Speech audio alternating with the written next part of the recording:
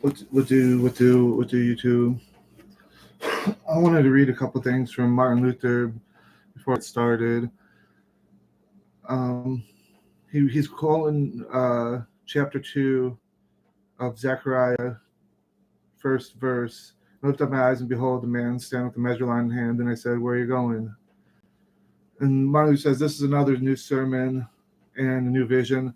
I would say this is likely 40 years later. Maybe he started with a different vision, which was after the 40 years. But I think Martin Luther, as well as a lot of others, would say that there's a 40-year gap in there. And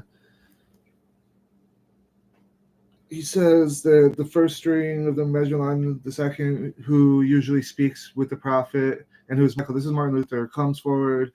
That is, he comes forward into the vision. For the Hebrew, coming forward means the stepping forward and appearing on the scene. This angel is to interpret the vision as he has done before. The third angel comes forward and commands the angel Michael what he's to tell the prophet. And as I understand it, because the two angels come forward and meet, the meaning is to be this: the angel is Michael. The angel Michael is about to come forward and interpret the vision to the prophet as referring to the physical Jerusalem and to the way it is to be built. Before he does that, however, the third angel comes forward and commands him to speak about the spiritual Jerusalem.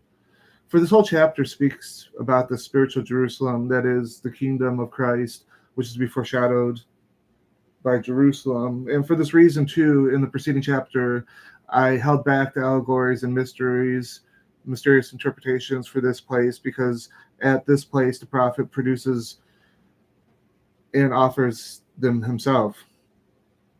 In the preceding first chapter, the prophet had sufficiently offered the people comfort and promises by means of two visions and many words, and had shown them that Jerusalem is to be rebuilt physically and temporally. Before saying anything more about the physical Jerusalem, however, he goes on to tell them how Jerusalem is to be, how Jerusalem is to fare once it stands fully equipped in its temporal structure. And he says that shall not be that shall not be the end, but Jerusalem shall become so great it cannot be measured. It shall, however, be without walls. I repeat, it should be without walls.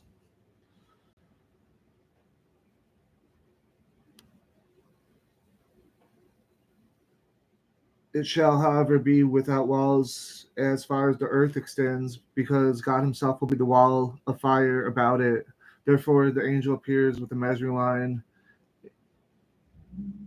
in keeping with the hearts of the prophet and the people, for these do not yet know of any other Jerusalem than the one being measured, and having space with regard to the physical length and breadth. For by now we have heard often the visions appear in keeping with the thinking of people's hearts. Therefore, because Zechariah is in his heart measuring the physical city of Jerusalem, he must also be see the measuring line.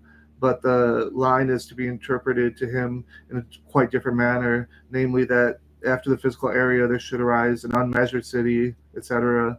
For the man or the angel with the measuring line must, of course, know the length and breadth of Jerusalem, or realize he did not know, since the people surely knew and could see before their very eyes how it must be. Therefore, the measuring line has to do with a different kind of measuring, namely the spiritual Jerusalem. That the man with the measuring line, however, is Christ our Lord, the one master builder of the New Jerusalem. The fact that he's measuring line in his hand means, however, that he distributes the Holy Spirit and his gifts to each his share, as Paul teaches.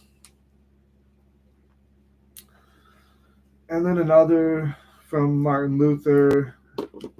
I think I've read this on my channel before, but it says that he knew uh, he knew thereby he took leave of the city and the people of the end of the 70 weeks, that the city was razed by the Romans shortly after, that the people were destroyed in accordance with the angel of the 70 weeks are determined concerning your people and the holy city. Similarly, Don Preston will harp on the idea that the 70 weeks ended at the destruction of the city that talked about in this prophecy of Daniel. But I think Martin Luther and Don Preston are a little too presumptuous, and for that reason, they work backwards and back into the date of when the prophecy starts.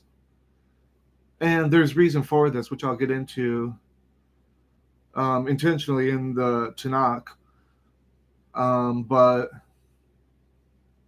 nonetheless, this is something that Martin Luther and Don Preston, I kind of think of as the fatal flaw, but you can't blame them because they are very biblically literate people, and this is clearly the conclusion one would come to at Jesus' prophecies of like the abomination that Daniel spoke of. So I can see why they have this conclusion, but I'm coming to a different conclusion. And their conclusion is very much in line with the Christian perspective, which is that it was during the reign of Artaxerxes, the 22nd year, where Nehemiah was given the direction to go back to Jerusalem, or he chose to, rather. I mean, he didn't bring any notes, so I don't know what kind of decree it was. He seemed to argue with the people instead of showing them a note from the king or anything. But Ezra,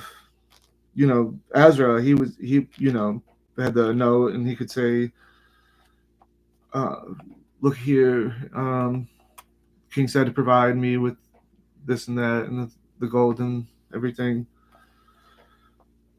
And I want to read right here from Don Preston. Here's the book, 70 Weeks Are Determined. And I think this is a very strong point, and this is very much the conclusion I come to, that when you go to Jeremiah and the prophecy of the 70 weeks, it seems like it has a lot to do with the city. And real quick, if I could just jump to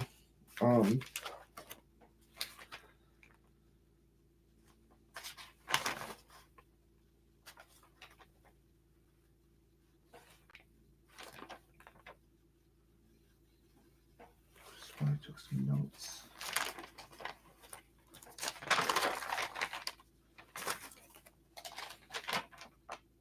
Oh yeah, here we go. I'm sorry. If we could just go shout out Steve Gregg. This is a point he makes. But if we just go by what Isaiah says,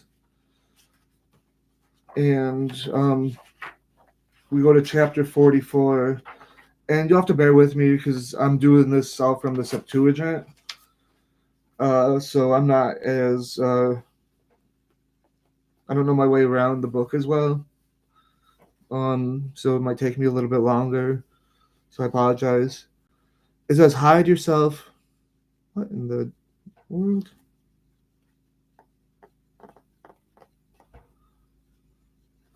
Maybe did Steve Gregg give me the wrong verse?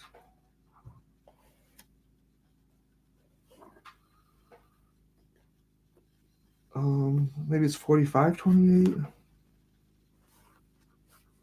Nope, there's no 28 verses in. Wow.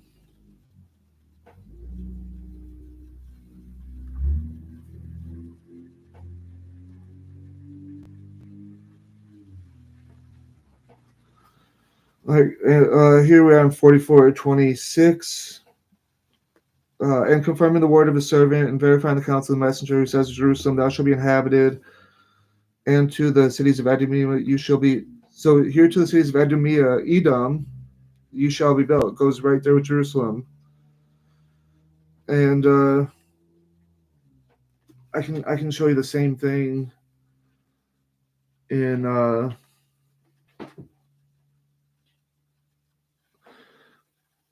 Wikipedia. Let's see here. I'm sorry. So I'm here on the page of Wikipedia for Antipater, the father of Herod. And it says that he was a native of Idumea, a region southeast of Judah, in which the Edomites had settled during the classical period. But if you read down, it says Nicholas of Damascus, the court historian for Herod the Great, wrote that Herod's ancestors were among the historical elite in Jerusalem, who had been taken by King Nebuchadnezzar into Babylon captivity in the 6th century BC. So this comports with Jeremiah, because Jeremiah, he was talking about all these different nations. They're all going to be, and he described them in the same way he described Jerusalem, this kind of wasteland, haunt of jackals and liliths. And when we look at Nehemiah 13 and Ezra 9, you don't see them throwing out Idumeans, but we know of all regal people that lived in any society that Nebuchadnezzar overthrew, they were taken captive. So we see Daniel's actually raised in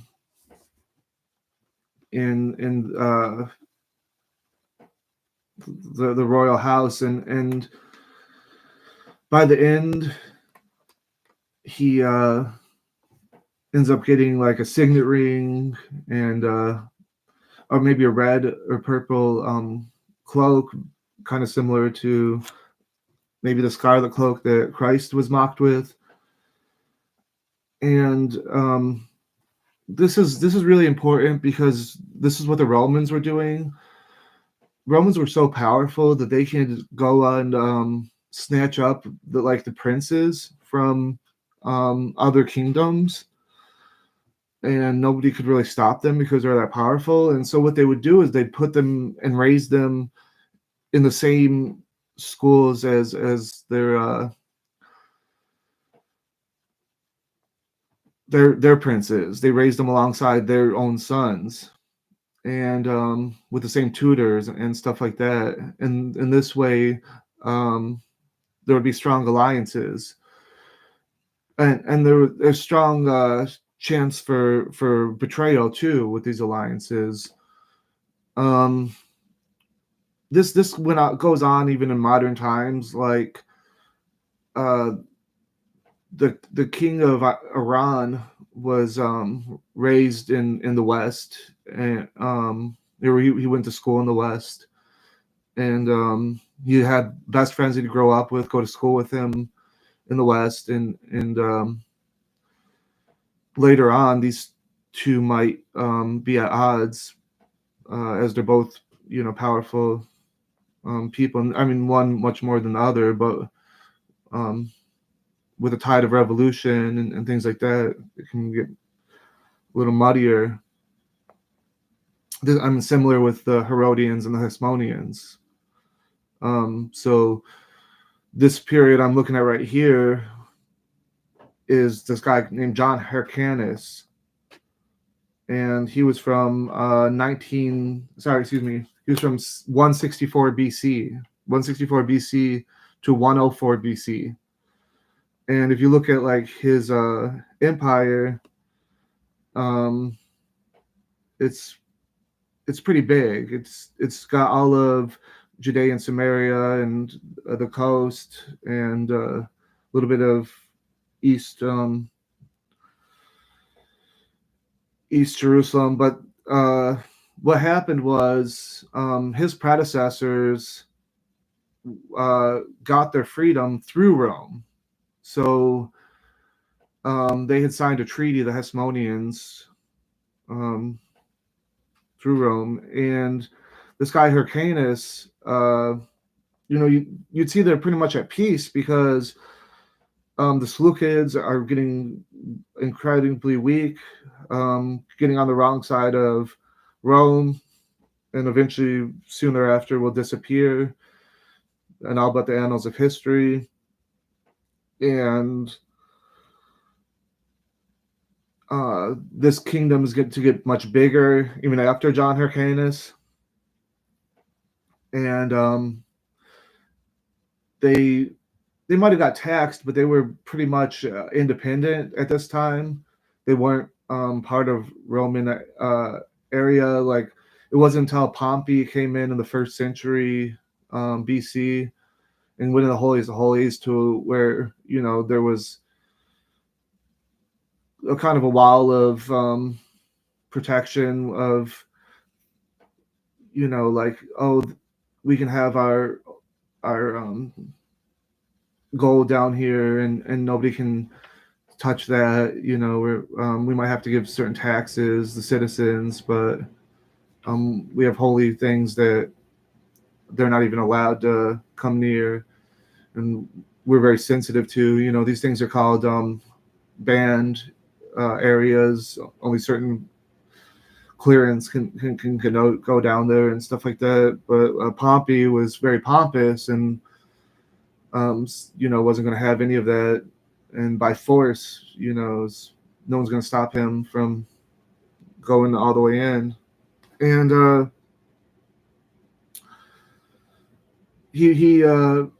Hyrcanus had done campaigns in Samaria, so had in Scythopolis, and who ruled Mount Gerizim, and had a campaign against the Edomites and forced them to convert. But the way it accords in First and Second Maccabees, it doesn't get this far into history. In Fourth Maccabees, they describe a situation that didn't happen until this period, where the Parthian king got kind of locked in some temple, and they lapidated him there or something in Nana or where have you.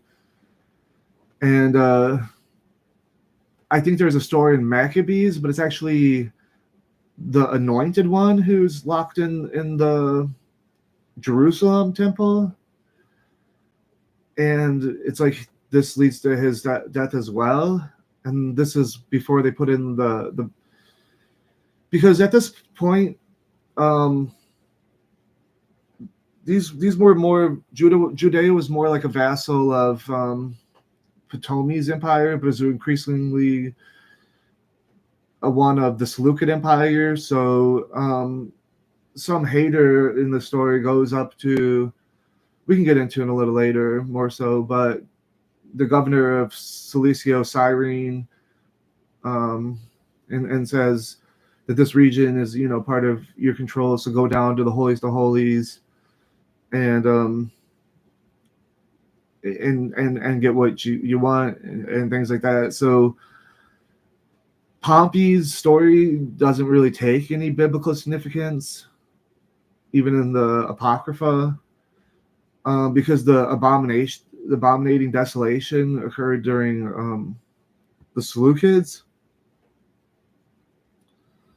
So basically the same thing happened, earlier.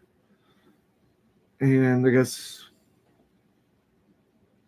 this really kicked off the Hasmonean Revolt, or the Great Jewish Revolt.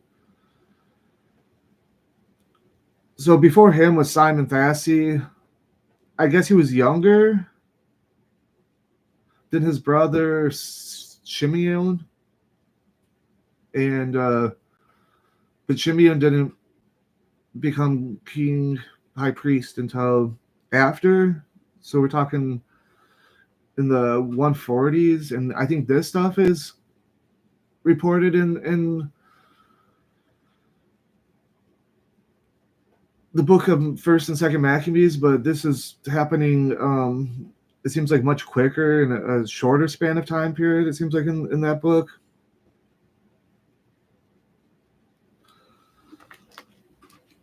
But this is what I think the position is talking about when it says in Daniel 7:25,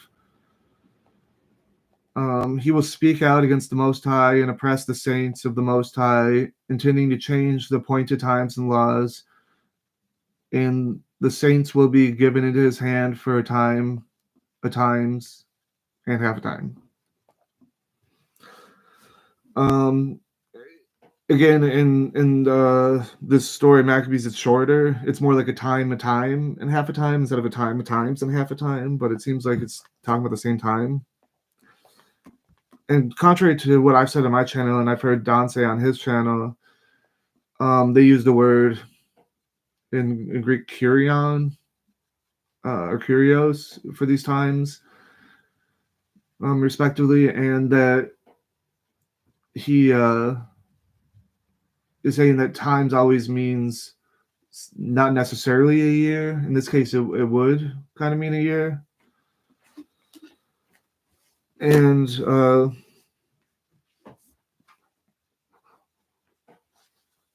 anyway, it says here in Jerusalem, or sorry, in Isaiah,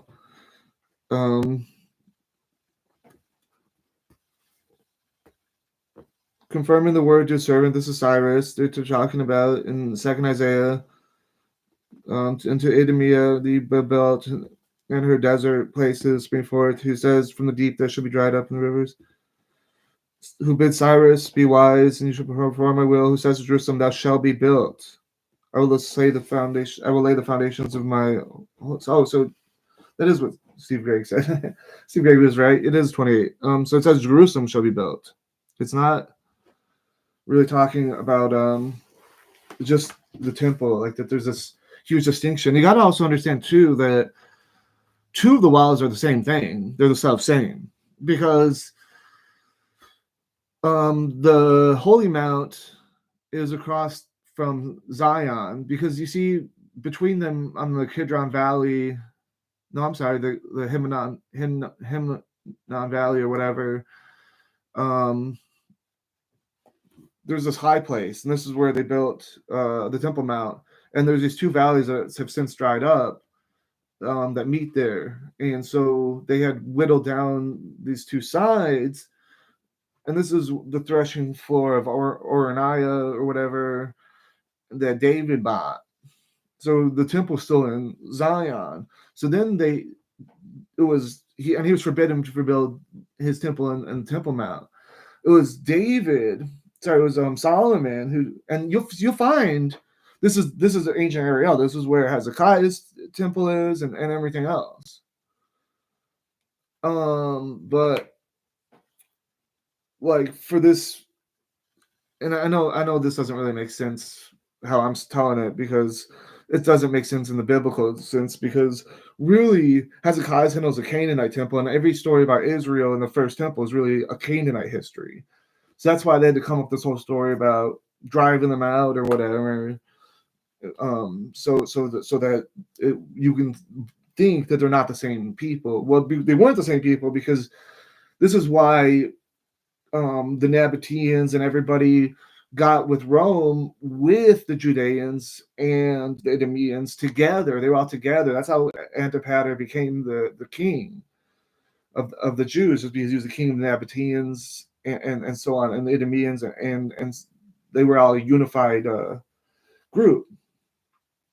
And so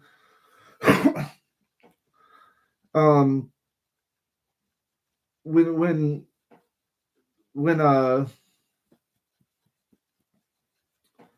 where's it going? Okay, so the temple, the Temple Mount, that's Second Temple, and so Second Temple is talked about in the First Temple period in a way that's not really consistent with the archaeology. They'll tell you Zion is Moriah, is Gerizim, is all these places where Jacob did this, and everybody, Abraham and everything else, had his dream. You name it, and that's because they've reduced the whole story down to this one city, when the city is more to do with the second temple, anyways. And so when they have the second temple that being built at this time, it's on Temple Mount, which is adjacent Zion, because it's in Palestine. But the Temple Mount, two of the walls are the same thing, because they built it on the southeast corner. So the temple wall is the city wall in two cases, not the whole way, but as you go up from there, that's a cliff face. The rest of it's just like sparse, gets increasingly sparsely populated. That wasn't really the threatening area to them. And so the walls, I think, eventually became fortified around that area, kind of in the Middle Ages, and you have this old city with walls on every side. But in the story of Solomon, nonetheless, you can see in First Kings 5 and Second Chronicles, or whatever it is, that David is on Zion. He's not allowed to go and build in Jerusalem. Then he buys a threshing floor before he dies, which is the valley. And then you can see Solomon builds up from there into the city on the Temple Mount. And so I would agree with Don Preston, as I was saying, in a lot of ways of what he's saying here. He says, for instance, in Jeremiah 50:51, in the prediction of the destruction of Babylon, we are told this is actually the prediction of the end times destruction of literal Babylon. And so I think, like, Babylon, when the New Testament says mystery Babylon, this is something that people were doing a lot of at the time, because they were getting threatened by Seleucus-Syria, the Syrian, and so the Assyrians, it became, and this is where, they'd have set up kingdoms in Antioch, but like Seleucid Empire stretched all the way to India, and I think that they had their main capital, if I'm not mistaken, in Babylon, and so they would easily talk about this Babylon. Then Rome, seemed to ally with them until it seemed to get worse. This is after the sons of Antiochus, Fourth Epiphanes, Demetrius, and his brother, I think, who were getting educated in Rome. They fled in the night and like escaped or something, and went back and set up their kingdoms back there or something like that. And so things were really falling out with Rome, and this is when Rome was willing to make a deal with the Hasmoneans, and this gave them their independence, and which carried on into the Herodian era. But you can't say that, oh, this high priest, is the same bloodline, because of the Hasmoneans became high priests and kings and stuff like that, and there had been replacement before that, and it's quite complicated. You got to really nuance these things. Well, then that means that literal Babylon will be restored. This is John Preston. So I don't necessarily agree here. Like I'm saying, like I think that Babylon came to mean, as John the Revelator uses it, whomever the enemy may be. I personally think John was talking about Jerusalem being the enemy and as being mystery Babylon, because you see the whole book of Revelation is about this inversion, where Tyre was considered being wealthy and absorbent, and how I think the New Testament is basically saying, hey, Tyre is you, and they do use this. The prophets use the same kind of language because the Gentiles supposedly built the temple, and the Masonics get into this, like Huram, the one that gets 666 talents, and this was talked about in Revelation. Huram, the king of Tyre, the one that's talked about in Ezekiel 28 as being Satan or whatever, is a vassal of Solomon, who's given him 666 talents of gold. So this is the mark of the beast. So when Jesus says, like, oh, the fields, the lilies and the wildflowers are more lovely than Solomon, you'd have to understand that, like, the Bible in a couple cases goes through great lengths to talk about chapter after chapter of Solomon's wealth and luxury. Excuse me. So, however, if little Babylon is restored, then her destroyer, the Medes, must be restored as well. And futurists will do this all the time. They'll say, Persia's Iran, and I don't care who the media is, and Russia's Russia, and they'll say, this is Edom, and this is everybody. But none of these nations exist anymore. So I agree with Don a lot that the start of the 70 years has to be way back when. It can't be, because, I mean, he's going to say, he doesn't believe in a gap, but he does believe in a gap. He does believe that the start of the week, then the 40-year Exodus, and then the finish of the week in the 70 AD. So he too believes in a gap, but what we're trying to do is to dispel this idea is you can just push this indefinitely into the future, which is impossible in this timeline. So, I was in Zechariah and I left. So you can tell I'm not doing very good with my order. So he's saying that must be restored all because in Jeremiah 51:11 it declares that it would be the Medes that would destroy Babylon. And this is agreed upon when in Daniel, when he's talking to the king of the Medes, and I think the beginning of the prophecy that I'm speaking of, right before it or whatever. And furthermore, not only the Medes destroyed Babylon, Jeremiah's prophecy, but they would do it with ancient weapons such as bows and arrows and lance, and would ride on horses. So yeah, I totally agree with what Don's saying here.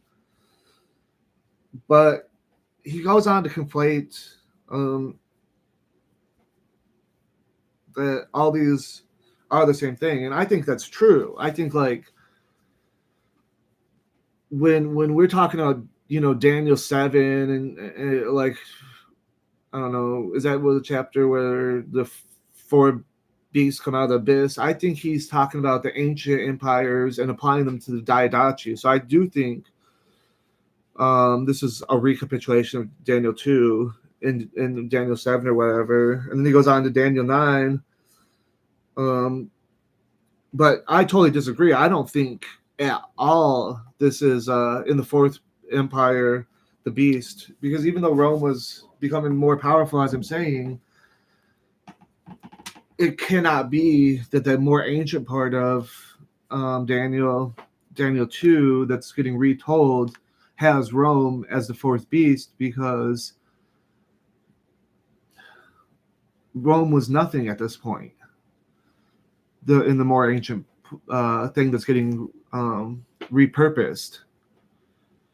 So maybe I can see that in Daniel 7 or whatever, it could be. But he's saying that Jesus is using it the same way as Daniel 2 is then. And I agree that this is the interpretation of the Bible, but you got to see that I have to be hypercritical of this and reject the null hypothesis, because it can't be taken in the way that even he says it is, because, like I said, there's the gap. And two, everything has to be true. And so this is something all Protestants, I think, have an issue with, is that the Bible must be absolutely unpreserved. You see, my Bibles aren't unpreserved. Like, they fall apart. And so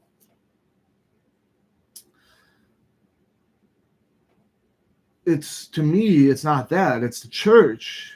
And like Pastor Mike, he'll say, oh, the Jewish people have preserved the word. But how do you know that they didn't take a translation of what the church had and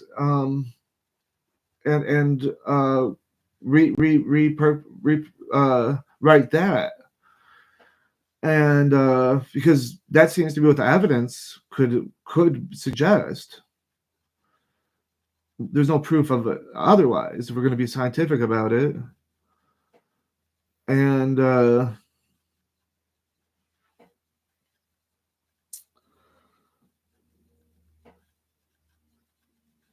so here's where I start to disagree with Don Preston. I thought I earmarked this. Is that where it was? It was crazy. No, I know I earmarked it. Was it before this? I'm losing my mind. Okay. Nope.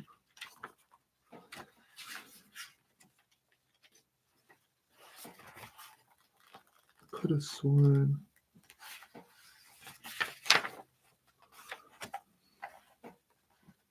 I mean, this is why I haven't finished this video. It's been so long, is because I was trying to finish this, but I think I just realized that I don't agree with Mr. Preston at the end of the day, because I know his opinion. And like I said, it's that it all ends with the flood. And so he's saying it's not Antiochus because he said that Antiochus didn't destroy the city. But I'm saying that's not what Daniel's saying.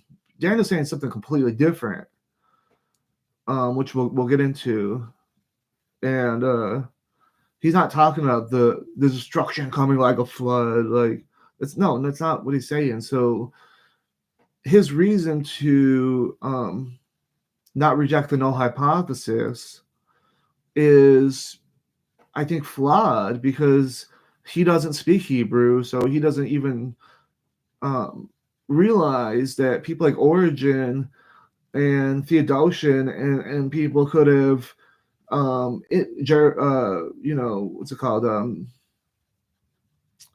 Jerome could have influenced and even before them, even non-church people. I mean, as I'm going to show you, happened with the book of Ezra, which is not found in the Dead Sea Scrolls. And so he says, we've just noticed that, so he goes into Deuteronomy 32. He loves Deuteronomy 32 because it talks about the last days in a way. But this is what he does. Don Preston, as a full preterist, has everything fulfilled in 70 AD. So that means everything. So if there's like a huge time, like a millennium, you have two events, like the second resurrection, you have second death, like everything like this, So he's going to have no more than two events, and he's only got two events in his chronology, so everything has to be between 30 and 70 in this great Exodus. And so that's what he's doing here. So I think I didn't have much motivation to finish this book, and this is the second time that's happened with me, because I just don't agree. And this is often used by Mr. Preston and Martin Luther as a polemic against Jewish people, because and I could use it the same way. I can say just the same, that as it's been repurposed all these times and stretched out, kicked the can down the road, that wasn't a faithful witness to the original meaning. But that the time has long since expired, that if it was not this first time and it's repurposed and it's reworked and so on and so forth, then these events happened before the conclusion where Don Preston and Martin Luther, whether it's 70 AD or 30 AD and the 40-year gap, I'm sure their opinions are pretty close to each other in that way, not including them. I'm not saying Luther believed that's the millennium per se, but I'm sure that these are similar to the basic Christian idea of the null hypothesis, which is worked backwards, and they were able to take advantage of a timing issue that was going on at the time, to where they did kind of maybe almost get in by the hair of their chin, that as it got repurposed one last time, they have the possibility that Jesus could have been born during Herod, and if you do the right conversion, that it could match up to be technically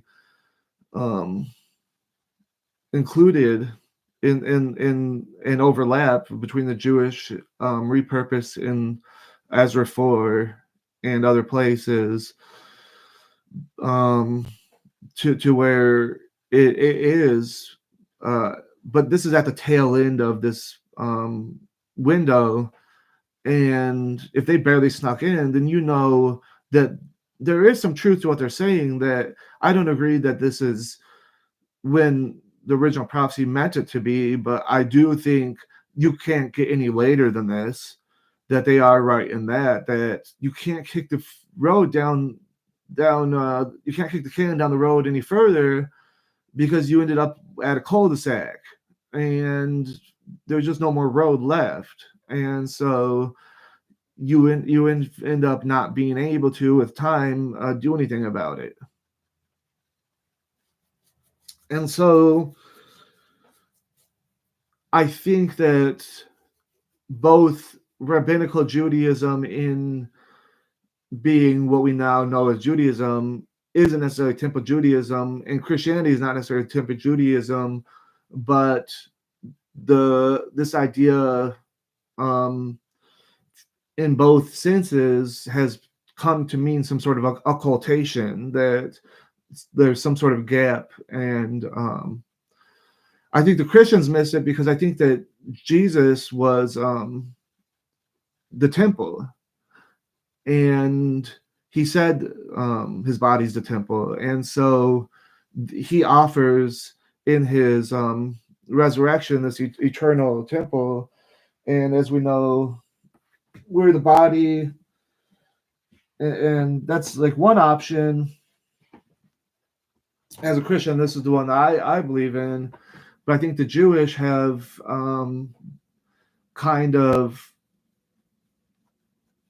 created some sort of futurist definition that I don't agree with, and evangelicals and Darbyites and Scofield types have bought onto this, mostly in the 21st century, and it has extended a little bit back into the 18th and a little bit into the 21st, but I think it's on its way out, and that's why a lot of them are getting so desperate. These boomers that remember Harry Truman and all this,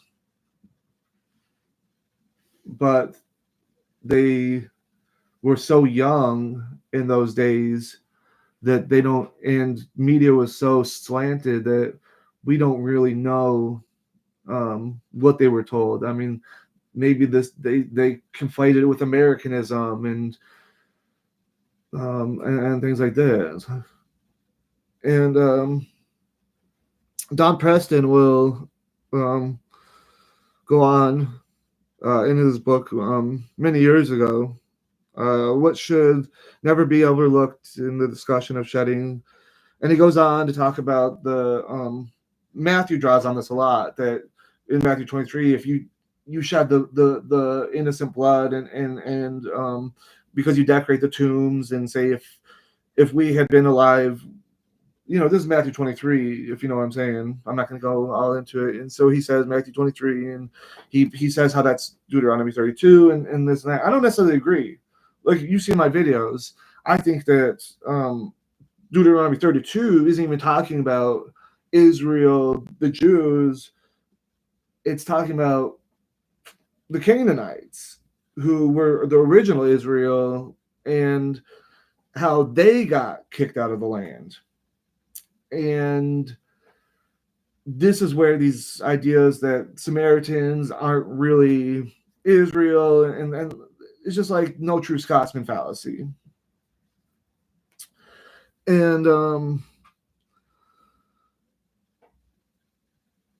it says it was widely admitted that the judgment. So, and you can see the same language in Revelation 18. That's how come I think he's onto something. But same language in Matthew 21. It's like there's the parables and things like this. And so I agree. This is all coming in 70 AD, but I'm not saying everything is culminating in 70 AD. Like I say, I don't believe the things before this, like Daniel's prophecy, culminated then. Even though I do think they have an argument, I think it's rather weak. I think it's based on technicality, backward working,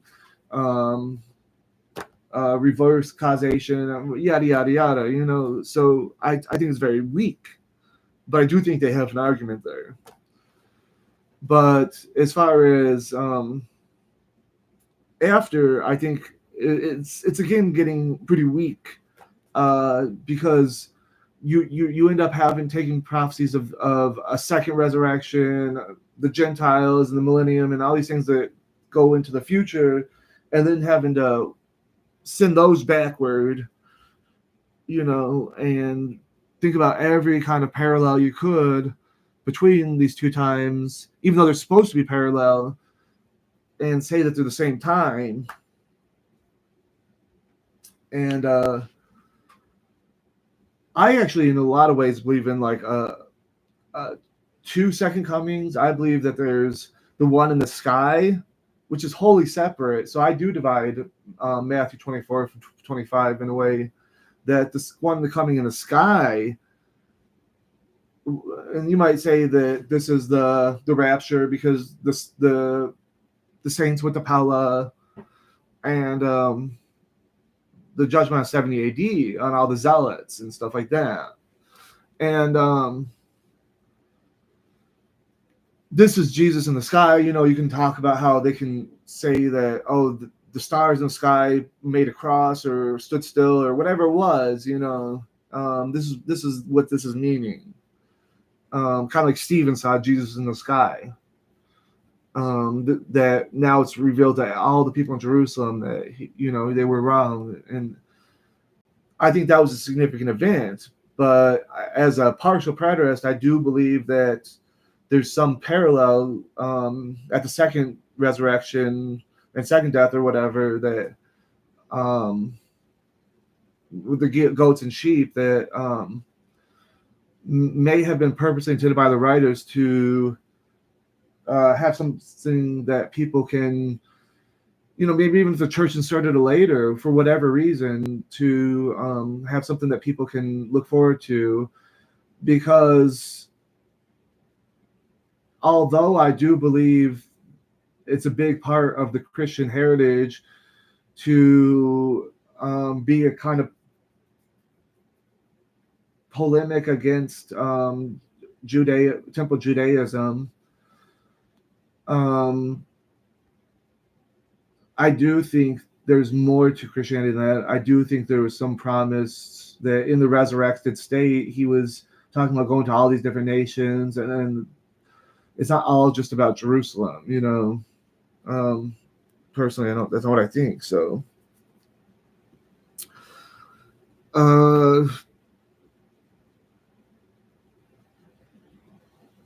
since this is Don Preston, since this unity is undeniable, meaning that the saints in Christ would be vindicated if they follow Jerusalem, then there's no way to extend the fulfillment of Daniel 7 to the time of the fall of Rome that cannot be some yet future destruction of the Catholic Church. And yes, I agree with that.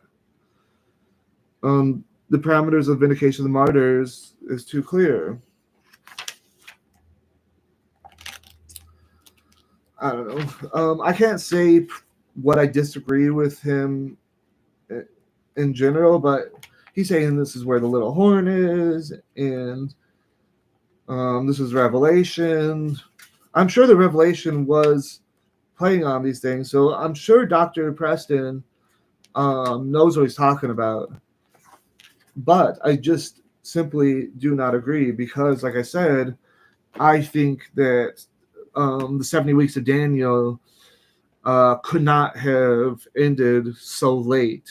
And I have to reject the null hypothesis.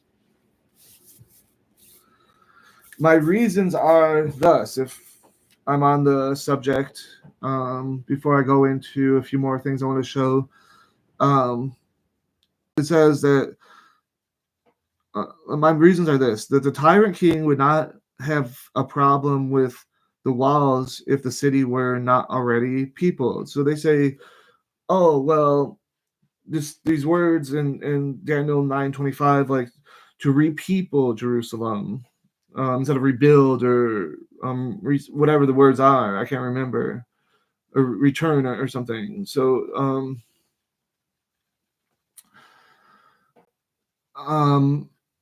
some have said, like, well, this means repeopled, and they didn't get peopled until Nehemiah.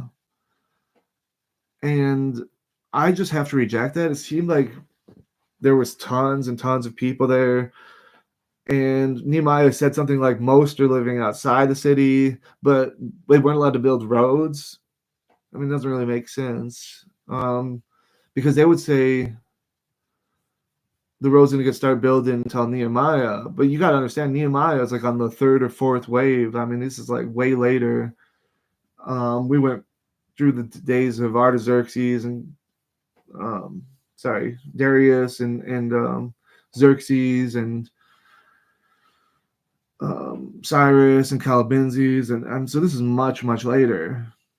And he gives histories of things that happened earlier, but it's not really clear if he was there. But regardless, historians kind of date this to the life of Artaxerxes I, which is kind of squarely in the middle of the 6th century. I'm sorry, the 5th century, the 5th century. So 450, let's say. And that would mean, if you go down 490 years, you're the 1st century AD, and so that's Jesus. But I would reject that hypothesis because I think that there were clearly thousands and thousands of people. It says in their cities, and then they would go to Jerusalem. But it's like, are we to believe that the Philistines wouldn't people the city on themselves, and that people are allowed to move back to Jerusalem, but they wouldn't go because the gates are down, but there would be in some hated area where everybody hates them, like Kiryat Arba or something, and go all the way to Jerusalem every Saturday or something. You know what I mean? Like, it's just, and they're not allowed to build any roads or something. So, and like, when you actually read the narrative, they say the walls were already there. They just actually technically just had the gates that got burned and Nebuchadnezzar. So nobody wanted to use the land in between. Oh, here's a whole fortified city. All I got to do is put some doors on it, and nobody who's not, it's a city without a people. You know what I mean? So. But then everywhere they go, there's Sanballat and Tobiah, and this guy and the Urnite and the Horabite and the, you know what I mean, like, just, and these are all probably different, like, Hebrew speaking groups, So when we get protection from our enemies and we have these huge messianic, battles and take over all our enemies' territories, it's always like people that are actually much more similar to them than it is like. The so-called Greeks, or you know what I mean, like,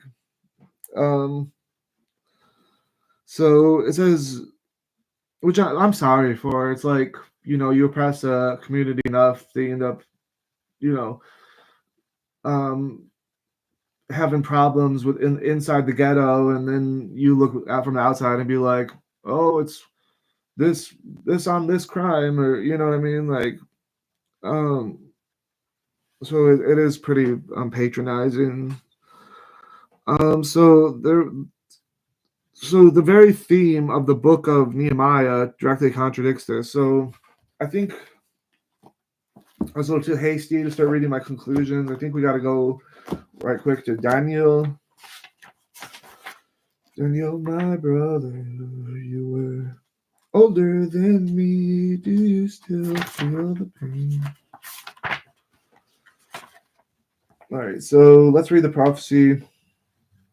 70 weeks are determined upon thy people and upon thy holy city. So as we saw in Isaiah and Jeremiah, I think if you have to go my other parts, part 3, I think, and part 2 for Jeremiah, in part 1, but it's this is what the prophets say, but we can see the same thing in Zechariah. Like if we go to Zechariah,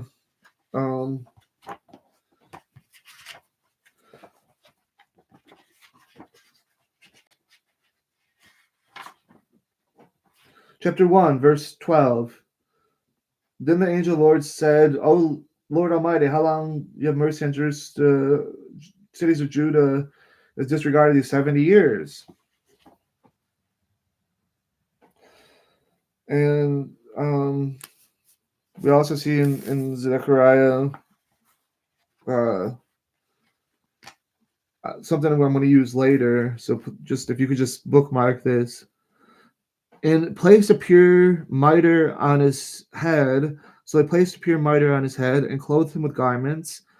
And the angel of the Lord stood by. And who is this? It says, this is Jesus, was clothed in a filthy raiment and stood before the angel and the Lord. So the Lord said Jesus had a clean raiment. And this is not our Jesus. This is Jesus, son of Jehozadak. So he was crowned with a mitre. This is highly significant because this is what we're going to read about because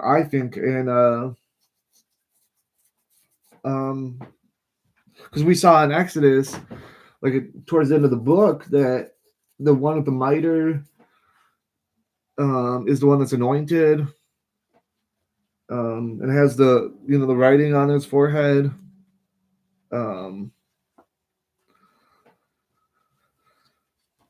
So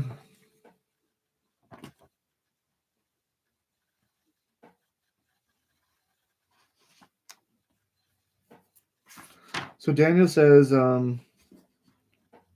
for sin to be ended.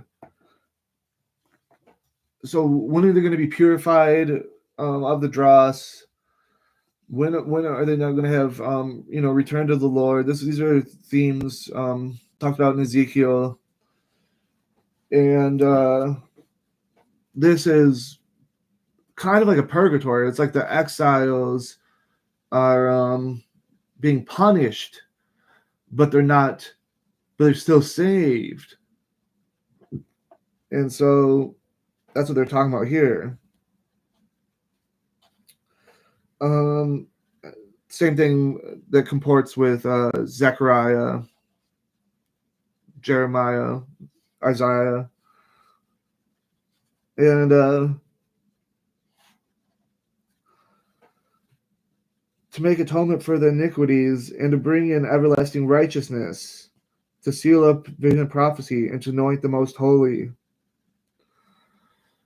So Hebrews talks about how Jesus went into the holiest of holies in heaven, and Steve Gray, shout out to him, talked about, he found all these verses talked about in Paul's letters, and talking about Jesus's kingdom and stuff like that. And thou shalt note and understand that from the going forth of the command to answer and for the rebuilding of Jerusalem until Christ the Prince, there shall be 7 weeks and 62 weeks. then the time shall return, and the streets be built, and the time shall be exhausted. So I read that as, especially because the Gabriel doesn't say to Daniel, okay, 70 weeks are over, now restart, or sorry, 70 years are over of Jeremiah, now start the 70 weeks. He's saying this is the 70 years. That's how I see it. This is the 70 years, but it's 70 weeks a year, which kind of renegotiates what God had said in Jeremiah, how they'd only have to be gone for 70, because he's really just worried about the Sabbath. Yeah, they profaned every day, but they had one day to really keep holy, and that's the one that he's really going to, he's merciful. He's really going to hold them to account over that. So even though they sinned for 490 years, technically only 70 years if you divide one day a week to only count the Sabbaths, only 70 years is how long they'll have to be punished. So 70 years is over. This is probably along the lines of about the time when the exiles are freed from Cyrus, and then you're going to have I'd say Zerubbabel and Jeshua coming pretty early. Like, yeah, Zerubbabel was born in, and Joshua, Jesus were born in captivity. That's even like what the name Zerubbabel means. That they're going to be the first high priest and the first governor, and like they can't have a king, so a governor, and who's the seed of David. And by the time of Ezra, who's called the high priest in that second Esdras, and the governor Nehemiah, there seems to be kind of, even though they talk about these guys, it seems to be more of a history, even if they conflate the time period a little bit. This might have been unintentional or thematic or something like that was not necessarily true, that maybe a lot of time had gone by, maybe as much as 80 years, so that somehow, in or 70 years in a lot of sense. I think more like 49 years, which is 70 years from the time of Jeremiah. So I actually go with the perspective of the Jewish people more so, that in this case, that the decree to go out was actually talking about the decree of Cyrus, but not in 530. You kind of have to backdate this to 600, and this is when the 70 years start. So this is when Jeremiah gave his prophecy. So you go up 70 years from then.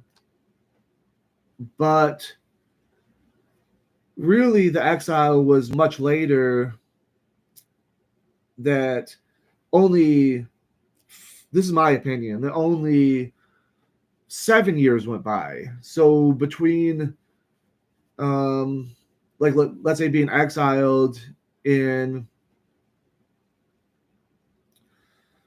let's say 86. So you go down 49 years, you get to 37 or 37 or something. And so in 537 BC, this is when people much later, like 490 years later, thought the decree of Cyrus was. So when it says from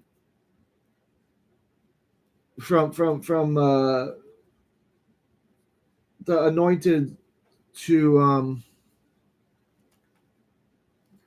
see, it's confusing. Maybe there's some record somewhere that have been 49 years, because I think that that kind of makes sense if Daniel was taken the into the exiles, because I don't know any way you can stretch the lives of Daniel way into these time periods without putting him as very young at the very end of the captivities, the different successive captivities. It's like the only way he can live that long. So I would think that you'd have to, have the 49 years, in terms of Daniel's perspective, started in like 86, end in like the 30s, and um, and so at this time period, maybe it's equal. Maybe Zechariah is saying 70 years have gone by, and he's talking the same 49 years. I think Daniel's saying when he says, um, 70 weeks have been, or it's going to be 7 weeks till the anointed, because I think that's what Zechariah 3:6 is talking about. When he puts the mitre on his head, then that's the anointing. And so I think that has to take place, I would say 49 years, from maybe, like I said, I think that maybe, like I was maybe hinting to there, but I have an alternate theory that,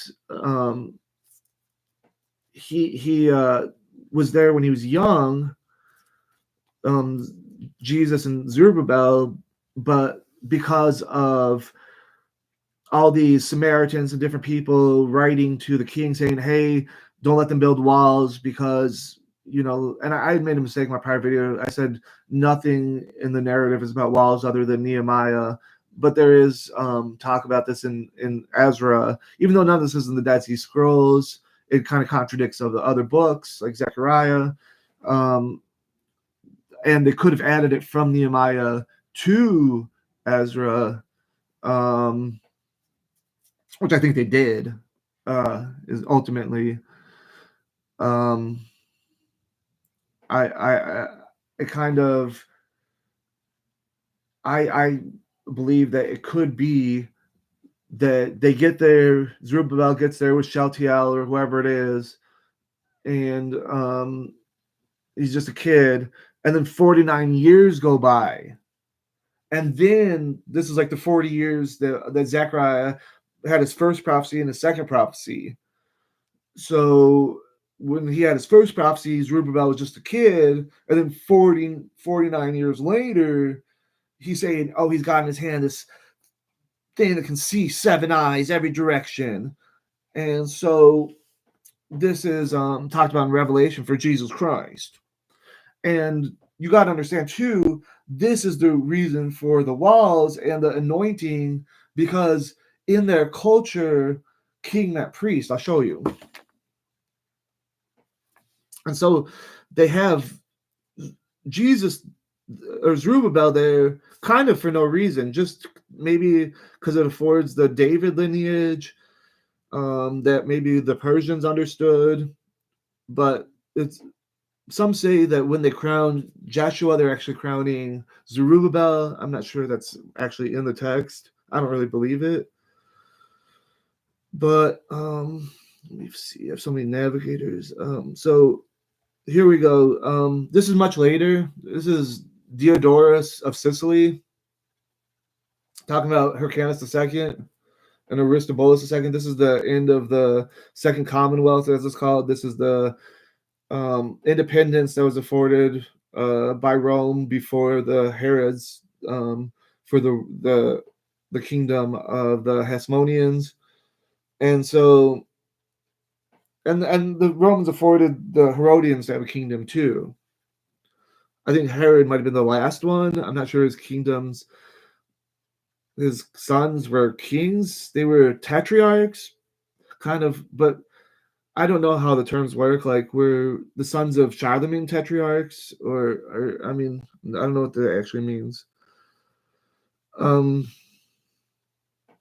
so he says this is Diodorus of Sicily. Their ancestors, when they rebelled from Demetrius, this is the one that had ran away from Rome, had sent envoys to the Senate, So this is their ancestors, talking with the Jewish people. Their ancestors sent envoys to the Senate. The Senate's Rome. In response, the Senate granted them authority over the Jews.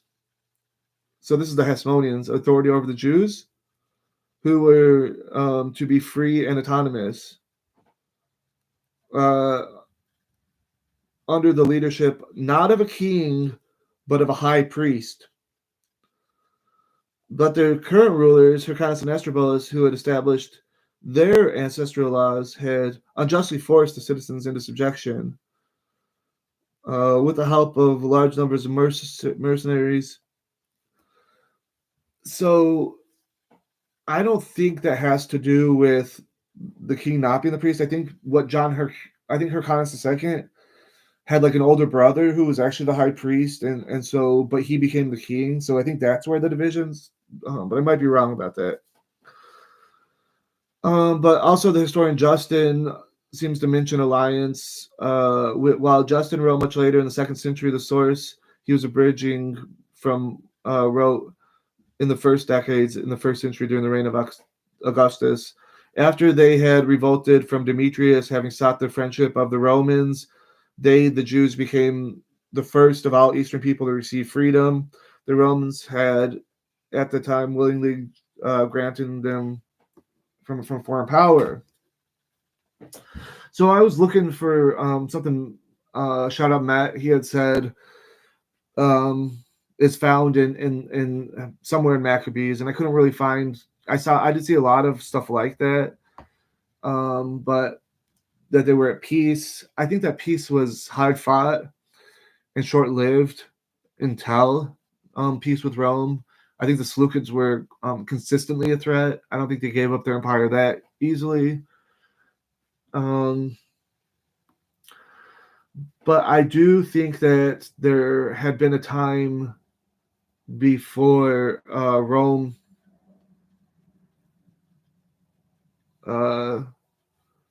or maybe even after Rome, the treaty signed, that they made peace. What's the treaty you ask? Let's see. Something on my other browser.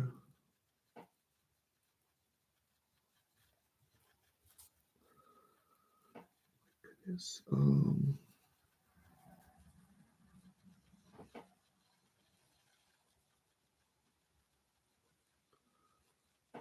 Can't remember them all.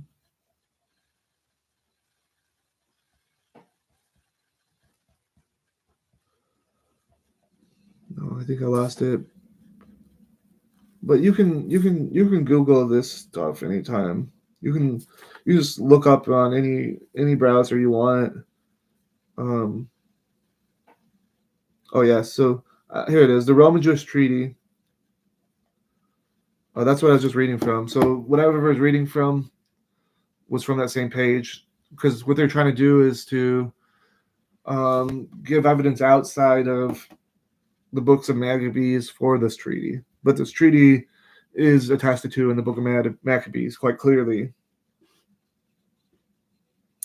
But I think this doesn't comport, because like when we read 25 of Daniel's prophecy, it says, "And thou shalt know and understand that from the going forth of the command for the answer and the rebuilding of Jerusalem." So that could be the Jeremiah. So like I was saying, it could be this is when it starts. It could be this 40 years where Zerubbabel couldn't prophesy, but it could be also 49 years later where Ezra is actually the high priest and he gets anointed, and like Nehemiah is bringing back all the singers, and because they have the walls now, then they can now be anointed and have security. But one, the secular history doesn't agree with that. Two, I believe it puts you way too far into the future that is impossible, because like I said, right here, the Hasmoneans, 409. If this happened in 450, in the 2nd century, are already starting to get their independence. So it's impossible to fit the 69 weeks. And I'll show you, because it says Um, for the building of Jerusalem until the Christ the Prince, there should be 7 weeks, and then 62 weeks. So if we say from the mid fourth, or like from 450, there's 62 weeks. Well, that would mean 420 days, right? No, 434 days, 434 years. So that would put us like in the year 20 BC, which doesn't really work for anybody. But look at this. Look at this. It says, until the Christ, there'll be 7 weeks. And so I'm saying that's the high priest, probably Jesus. Jesus way back in the 5th century BC. So it shall be 7 weeks. Then there's a pause and 62 weeks. Then the time shall return. So I think the 62 weeks comes after that. So 423 years. And but even if you extend it to where you add the weeks like they do, 62 and 7, 69 weeks. Even if you do that, 480, you put in the 1st century, look at this. Even so, this doesn't deny my opinion at all. This actually totally accords with my opinion. It says, my opinion accords with this, rather. So, and it says, then the time shall return, and the streets shall be built, and the wall, and the time shall be exhausted. And after the 62 weeks, and the time shall be exhausted. So when you read this, and the time shall be exhausted, that's actually, I think, a bad translation. Any other translation you read will say that it is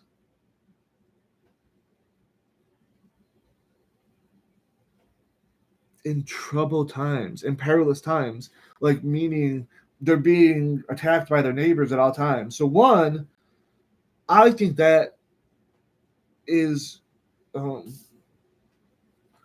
very theme of the book of Nehemiah directly contradicts this. So in the story of Nehemiah, my brother Hananiah comes and he says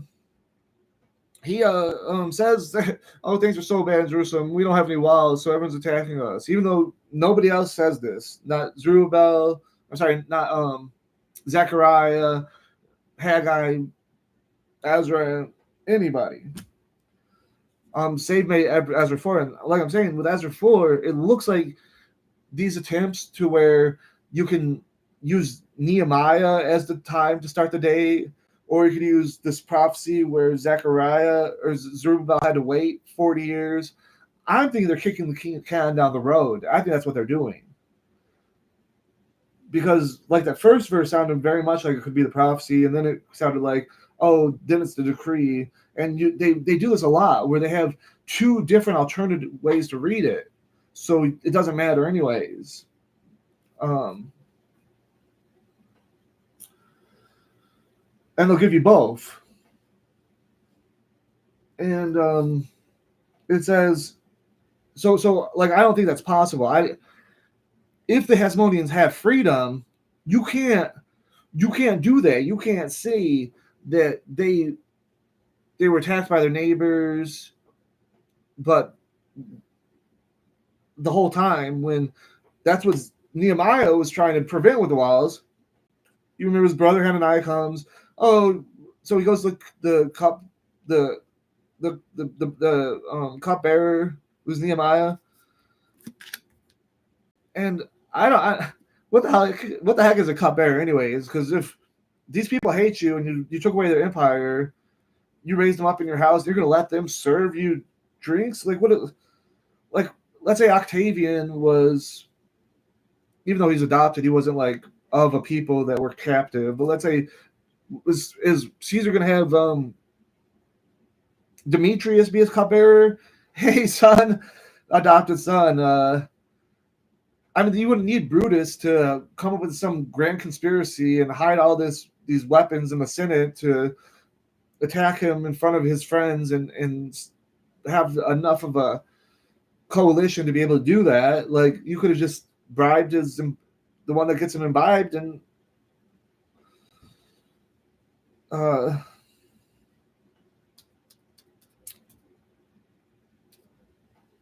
that that would have been an easier way to.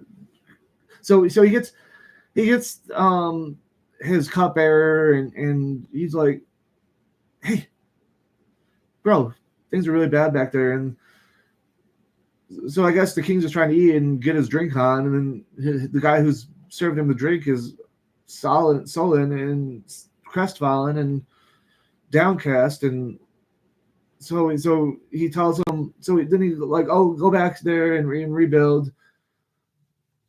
So then you have like another letter and another letter, and so you have like four letters. You have the letter during Cyrus, and you have the letter during second year of Darius, and you have the letter to Ezra, and then the secret letter to Nehemiah that he doesn't bother to show anybody. But that's the one that's the decree to rebuild and restore Jerusalem.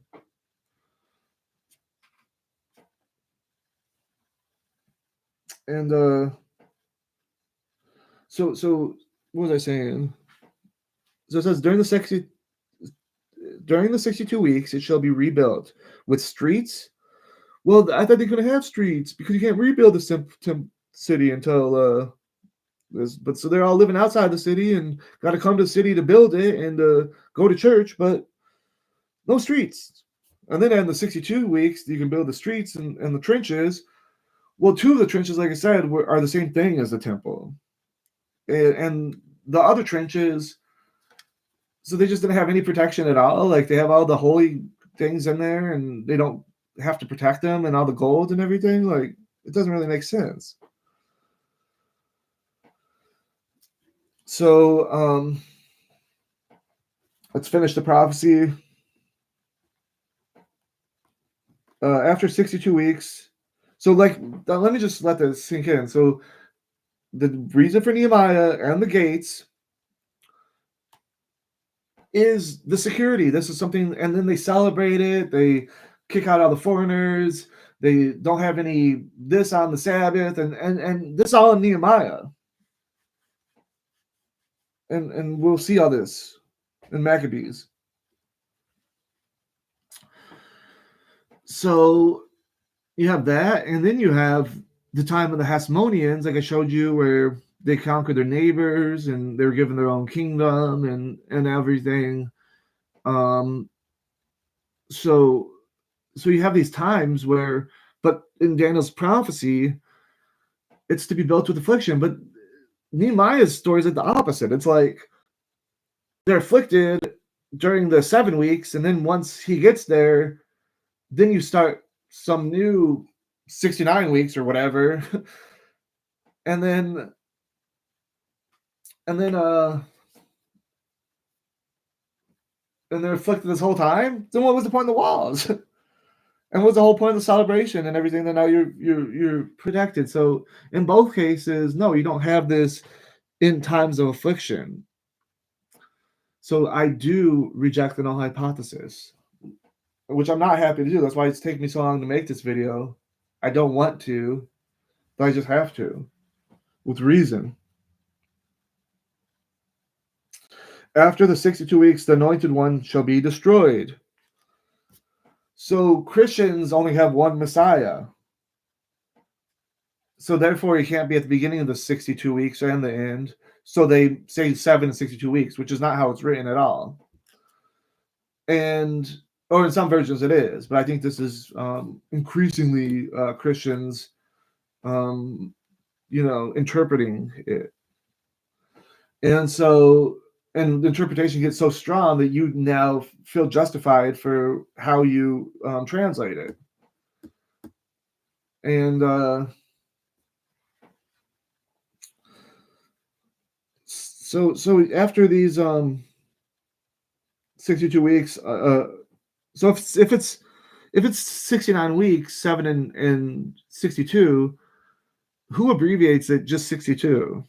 That's really weird. And who would ever say 62 and 7? That's just, it's not like 2 and 20 blackbirds. 62 and 7 makes no sense.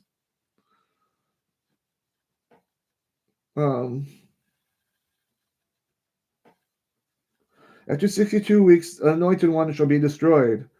So I believe that this means this has to be fulfilled in the days of Maccabees, and a lot of my dates are getting pretty close too.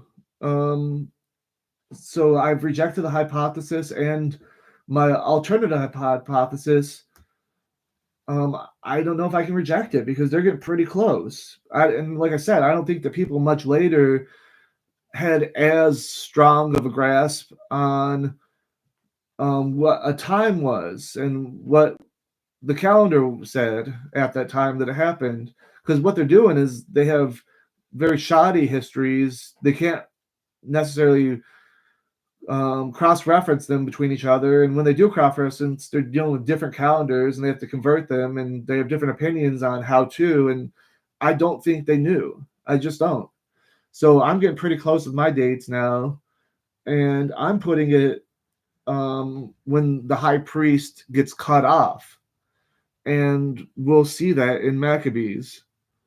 So I might not have saved the verse. Let me just tell you, it was what I said earlier about getting locked up in the sanctuary. I think like they trapped him in the holies of holies or something, um, and then he died of a heart attack or something. I don't know, but that's what they're talking about. Onias, the priest, before they put in Jason. You see, he had this brother Menelaus or something, which is a Greek name, so Jason, who was working to help the governor of Syria, Palestine, or whatever, or Celeste, Syria, or whatever, the same place the Syro-Phoenician woman was, up in the north, and so they often had to flee to the hills because this was a powerful Seleucid branch that got vested in this idea to investigate for the treasury where the gold was in the Holy of the Holies. And so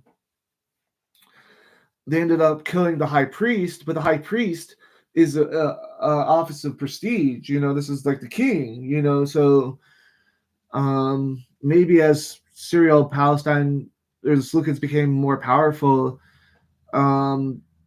they did not allow them to have a king, which is all good and well because that's what they said about the Persians, and it seems like the priest was quite the anointed figure anyway. So the Hasmoneans took that title, king priest, and they weren't even Aaronic, as ironic as that is. So that's what I would think is when the anointed one gets cut off is this time in Maccabees. And there is no judgment in him, and he shall destroy the city and sanctuary of the prince that's coming. They shall cut off with the flood. So the people, the prince to Don Preston is the Roman pagans? Or did the apostles destroy Jerusalem? So who are the people of the prince? It's confusing, and I think they did that intentionally. Like in the first reference, it says the anointed one, the prince, the Mashiach Hanagai, and these could have been the same person, like Judas Maccabees, Matthias, or something. Like Shimeon, or Jonathan, or Unatan. So then you got down later where they're not king but priest, because like I said, I think what happened was there was a division between two sons, but nonetheless, or maybe they weren't allowed to, the Seleucids were still the authorities or something. I don't know. So I'm saying that's when the people of the prince, these people of the prince, the Nagi, is not the same prince as the Messiah. This is talking about some conspiracy, and we can see this in Zechariah, the battle of Jerusalem. and how they're turning on each other, neighbor against neighbor. Same thing happened in 7 AD, so Don Preston can see the same thing for his theory. And it says, the anointed one shall be destroyed. That's like the high priest gets killed, Onias. And the people of print, and there's no judgment in him, meaning this wasn't a bad guy. He got unfairly kangaroo railroaded, and he shall destroy the city and the sanctuary,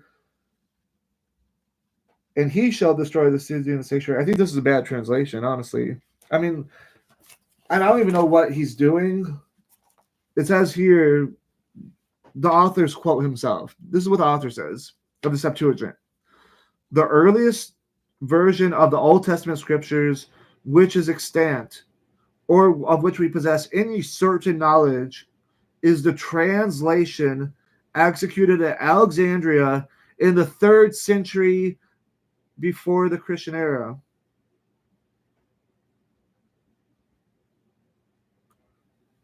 This version has been so habitually known by the name Septuagint that the attempt of some learned men in modern times to introduce the designation of the Alexandrian version as more correct has been far from successful.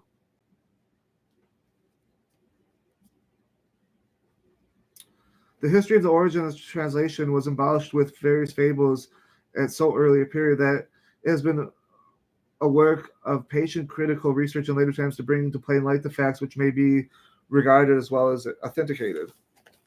I don't even know what that meant. It made no sense, but my understanding is he's using like the Codex Alexandrinus, which is from the 3rd century AD. So 4th century AD even. And so he doesn't really know what the Septuagint said. There is no extant Septuagint, or even partial scripts hardly at all.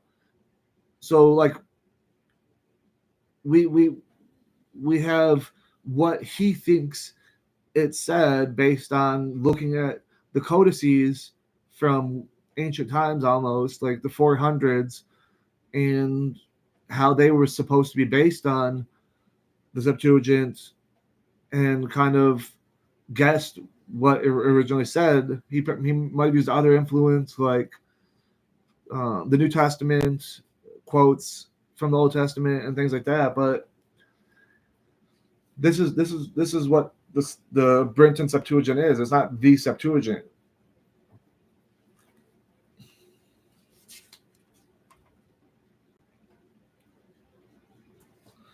So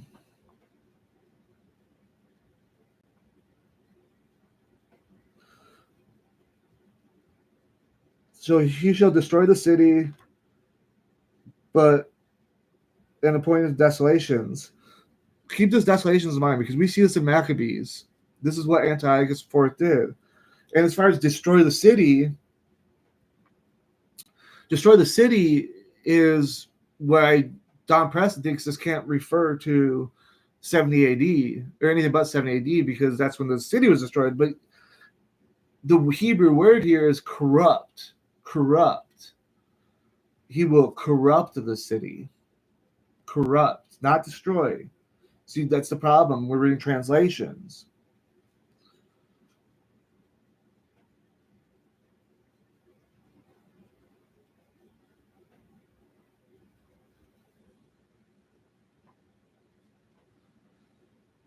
And 1 week at the war, which is rapidly completed, he shall appoint the city desolations. And 1 week he shall establish a covenant with many.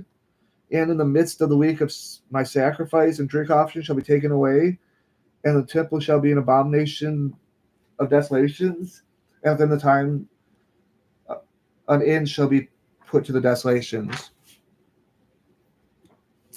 So that's all it's saying, is that there's going to be an abomination, desolations, and then that's going to in the middle of the week. He'll put up, so he'll start destroying the city. Then he'll put up in the middle of the week the abomination of desolations. Then after the end of the week, he'll set up the kingdom. And this is what we see the Hasmoneans. They shook off. Yeah, it's fudgy. Yeah, it's like the 30 years that it took get reduced to like a short period and makes it seem like it was very independent when it was really under the tutelage of the Romans. But that's par for the course with this kind of stuff. That's all they do. And so when we go to the book of Maccabees, we can see this. But before we do that, I just want to make one last stop. And I want to make two stops real quick before Maccabees. All right. First stop.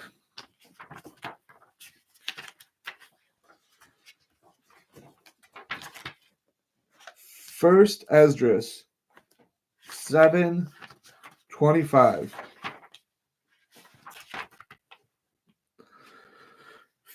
Oh my goodness.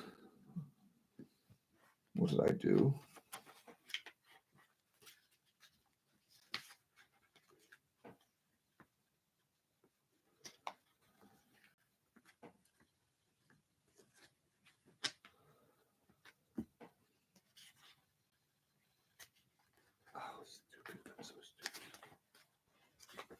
Wait, this is Ezra.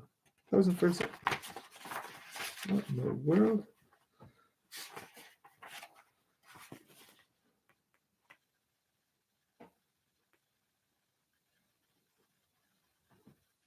All right, I'm at Ezra 7:25. So even though it says in the Septuagint, I'm sorry, not Septuagint, in Second Esdras, Ezra's the high priest. I think there's indications throughout the book of Ezra that he's the actually high priest, anointed one. This isn't really germane to my argument. It's actually evidence to the contrary, but that's how I believe scholarship should work. I think you should look at all the evidence. So this what I'm doing with here is giving evidence to the fact that Ezra could have been the high priest, as it says in Second Esdras. And this is from just the book of Ezra, regular. It says, "And Ezra, as the wisdom of God in thy hand, appoint scribes and judges, that they may judge for all the people beyond the river, all that know the law of the Lord thy God, and ye shall make it known to him that knows not." So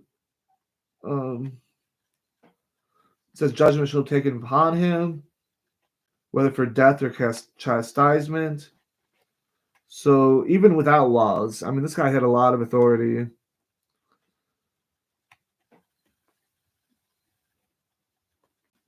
And they paid their taxes. You know, give to Caesar what is Caesar's. You know, this is something that was going on at the time.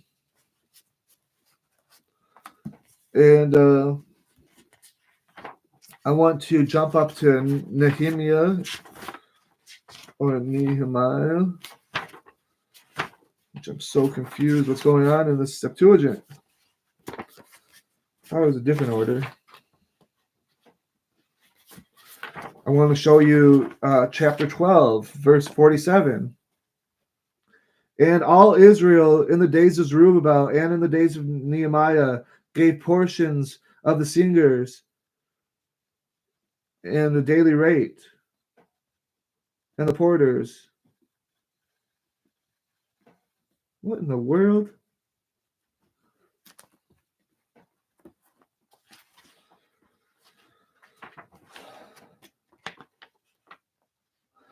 So Nehemiah did something that was done in the days of Zerubbabel. You know, like if you go back 50 years earlier, where he's consecrating Levites. So Zerubbabel consecrated Levites. He's consecrated Levites.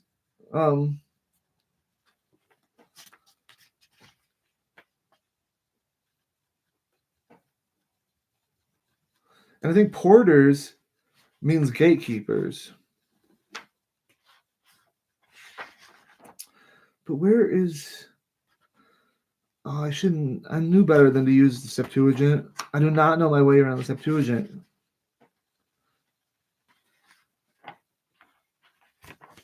Oh, here we go. And it came to pass when the wall was built, and this is Nehemiah 7, and I set up the doors and the porters. So the porters are the doorkeepers, the gatekeepers, because they determine what's imported and exported, the duty people. That's their duty. So Ananias seems like the same name as his brother that came to visit him in Persia, told him that he's needed. Not the same name. Let's see, Ananias.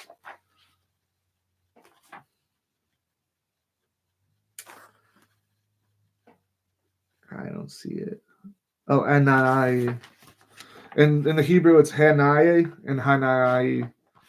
There's like the H at the end is the difference, which is an S in the Greek. So I guess they're both his brothers.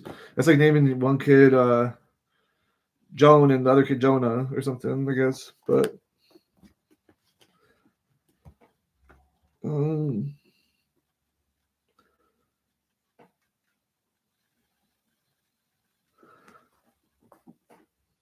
so if he's saying that the gates shall not be opened, he's the gatekeeper, and that's how it's translated in most places. Gatekeeper. In chapter 7, the first few verses. So that means in the days of Zerubbabel, they also had gatekeepers. Wait, I thought they had walls, just no gates. So why do you have gatekeepers if you don't have gates?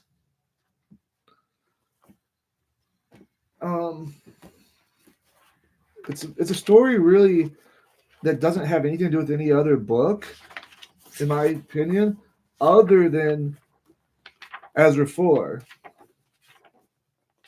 When we look at Ezra 4, it's like I feel like they're adding stuff, like, and they do this a lot in Ezra and Nehemiah. They'll say, due to the decrees of Cyrus, Xerxes, Princes, and Artaxerxes. It's like, dude, they didn't do that in response to 3 decrees. They did that in response to 1 decree. Come on. But they talk about a few different kings, and how the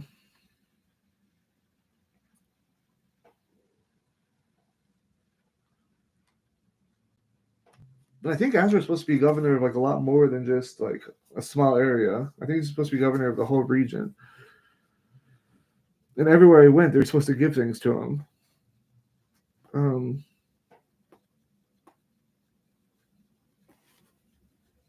It says, then the king sent Reuel the chancellor and Samson the scribe, and the rest of the fellow servants to dwell in Samaria, and the rest of the river, saying peace, as he says, the tribute gatherer whom you sent to us is called before me. A decree has been made by me, and we will have examined and found the city of old time exalts itself against kings, rebellious.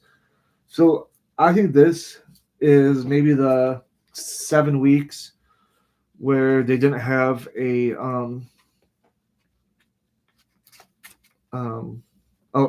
weren't allowed to build a city. And I think that to appoint the anointed one and build the city is a lot the same. Like, I think it has to do with the whole kit and caboodle of the temple's nexus. Like, it's like you have to have these temple sacrifices. You have to have a high priest, and you have to have the temple. So they weren't able to complete the temple, therefore they weren't able to have the high priest, and they weren't able to sacrifice. But when they realized they were able to finally have that high priest, that politically that might give them reason that they can build their temple, or they can't build their temple. Like, what does good does do if we don't have a priest? They go hand in hand. So in Daniel's prophecy, I see those as the same thing. The 7 weeks to appoint an anointed one as being, whether 50 years after 600 or 50 years after 530 or 50 years after whatever. It's still this time where people are talking about don't let them build their city. So these people are saying don't let them build walls, and then they stop building their city. So this gives me further reason to believe that as everything else is saying, it's the city and the temple. But a lot of Christians have made this distinction, and this distinction exists. Like you can read one book that's historical and another book that's taking the same history and giving a thematic or pedagogic or uh, morality that was in the story but hidden, but they really draw upon that and even add facts that make that more obvious. And so I think this is clearly rebuilding the city and the temple, even though it seems like somebody came back later and tried to make some distinction. And I believe that's like a second story and uh, maybe a retelling. And I believe this prophecy in Daniel is itself a retelling. It's a reworking of the 7 years that because of prophecy being failing in a certain way, they had to kick the can down the road. And then because there's an end date of when this will culminate, they kind of backed themselves or painted themselves into a corner. And this has been used by Christians against Jewish beliefs to say that this time has passed. But this has everything to do with the climate, the political climate at the time, where I think books like Joel and Habakkuk and stuff were being written or rewritten or propagated or disseminated or spoken a lot more because of the threat from the nations around them and the feeling of not being able to do what you wanted to do. And it originally kind of started as a story of how Hanukkah and how they took power back and how they got their independence.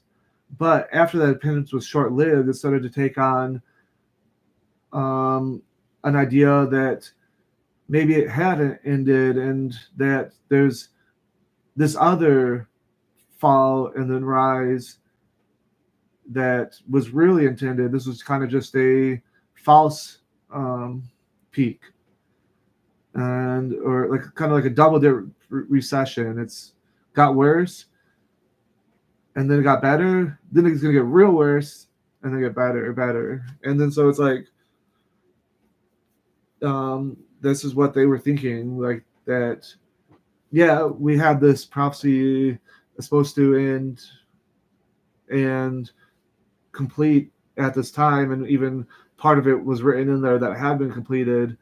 We're going to retry again, and then that didn't work, and then retry again. And then we didn't write any more retries because everybody's watching at that point what's going into the prophecy.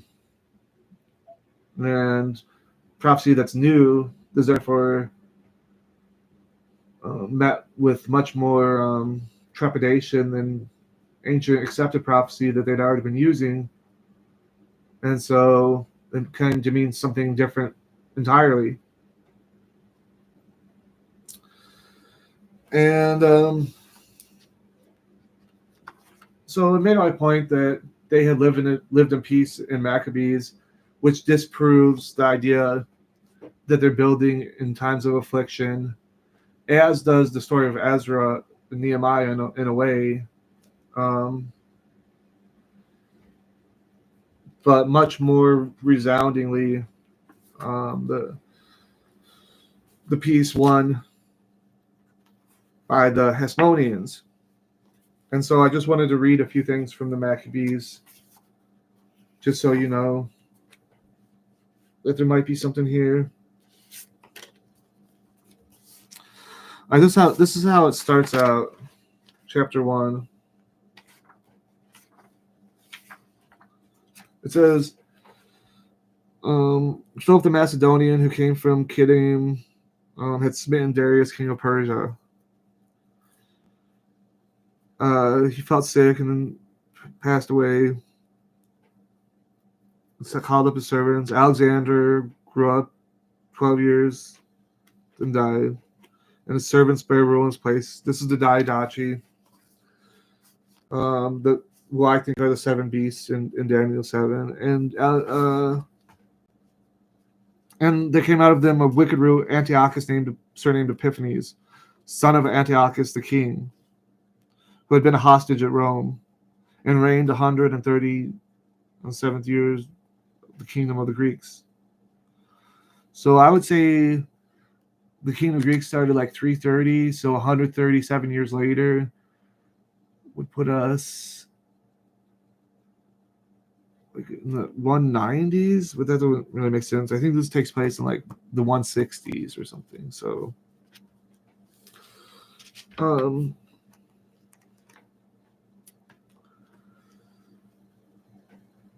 after Antiochus had smitten Egypt, he returned in the 143rd year and went up against Israel and Jerusalem.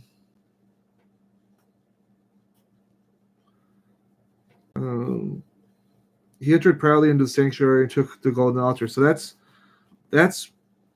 something that's not allowed. Like, you can't just have some profane person in the sanctified area. And he took the holy things. You saw what happened to the son of Nebuchadnezzar when he touched the holy things in a profane way. Took the vessels. And he went to his own land. Having made a great massacre. Like, they weren't just going to let him in there. You know what I mean? And every bridegroom took up lamentation. After 2 years fully expired, the king sent his chief collector of tribute. Here come more taxes. That's always popular.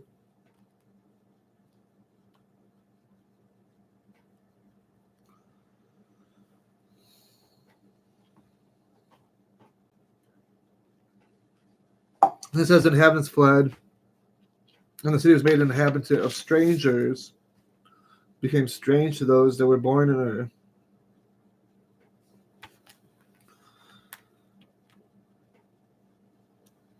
Antiochus wrote to the whole kingdom that they have to leave their laws. So it sounds like after a few years, after he desolated it, he created a lot of flood.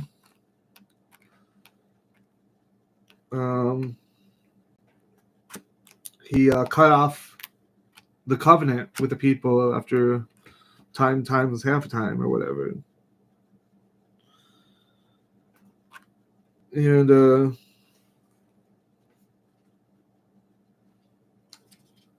says they should be uncircumcised, not do the commandments. Look at this. First Maccabees, chapter 1, verse 54. Now, on the 15th day of the month of Chesleu, in the 145th year, they set up the abomination of desolation upon the altar. Ever heard that word before? Those words, abomination of desolation?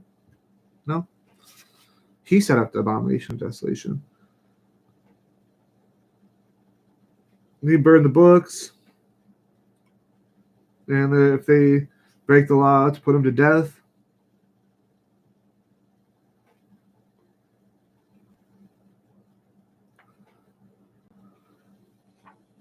And it says, wherefore they would rather die, that they might not be defiled with meats.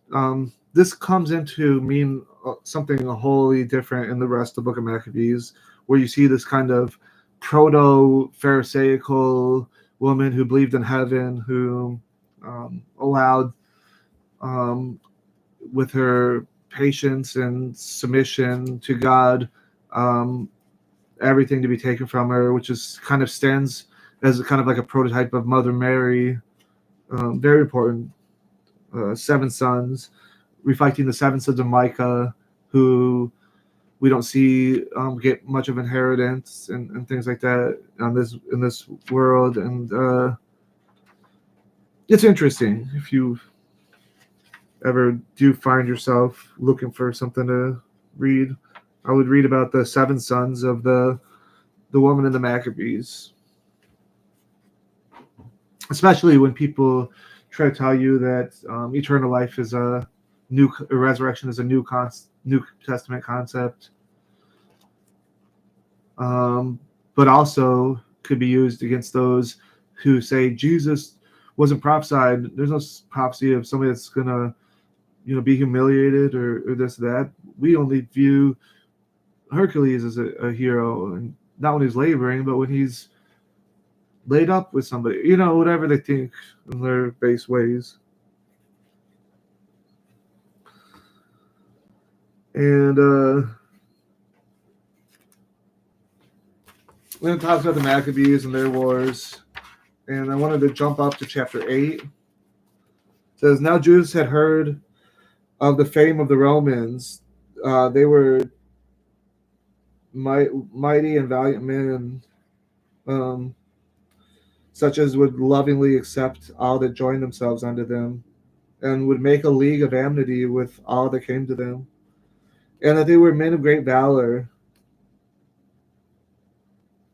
It was told to him also of their wars and their noble acts which they had done among the Galatians, and how they had conquered them and brought them under their tribute, and what they had done to the country of Spain for winning of the mines of the silver and gold which is there, and that by their policy and patience they had conquered all this place, though it were very far from them, and the kings also that came against them from the uttermost part of the earth, till they had discomfited them and given them great overthrow, so that the rest did give them tribute every year. Besides this, how they had discomfited in battle Philip and Perseus the king of the Chittims, with others that had lifted them up themselves against them and had overcome them, how Antiochus the Great, the king of Asia, that had come against them in battle, having 120 elephants with horsemen and chariots, and very great army, was discomfited by them, and how they took him alive and covenanted that he had such a as reigned after him should pay great tribute and give him hostages, and that which was agreed upon. And the country of India and Media and Lydia and all of the goodliest countries which they took of him and gave to King Eumenes.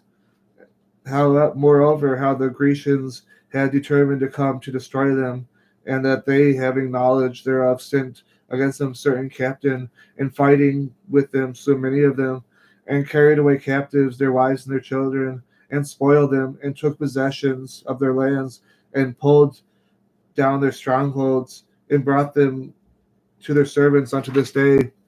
It was told him besides how they destroyed and brought under their dominion all of the other kingdoms and isles at any time resisted them, but with their friends and such relied upon them,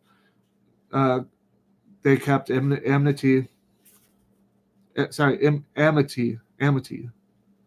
friendship, and they had conquered kingdoms both far and nigh, in so much as that they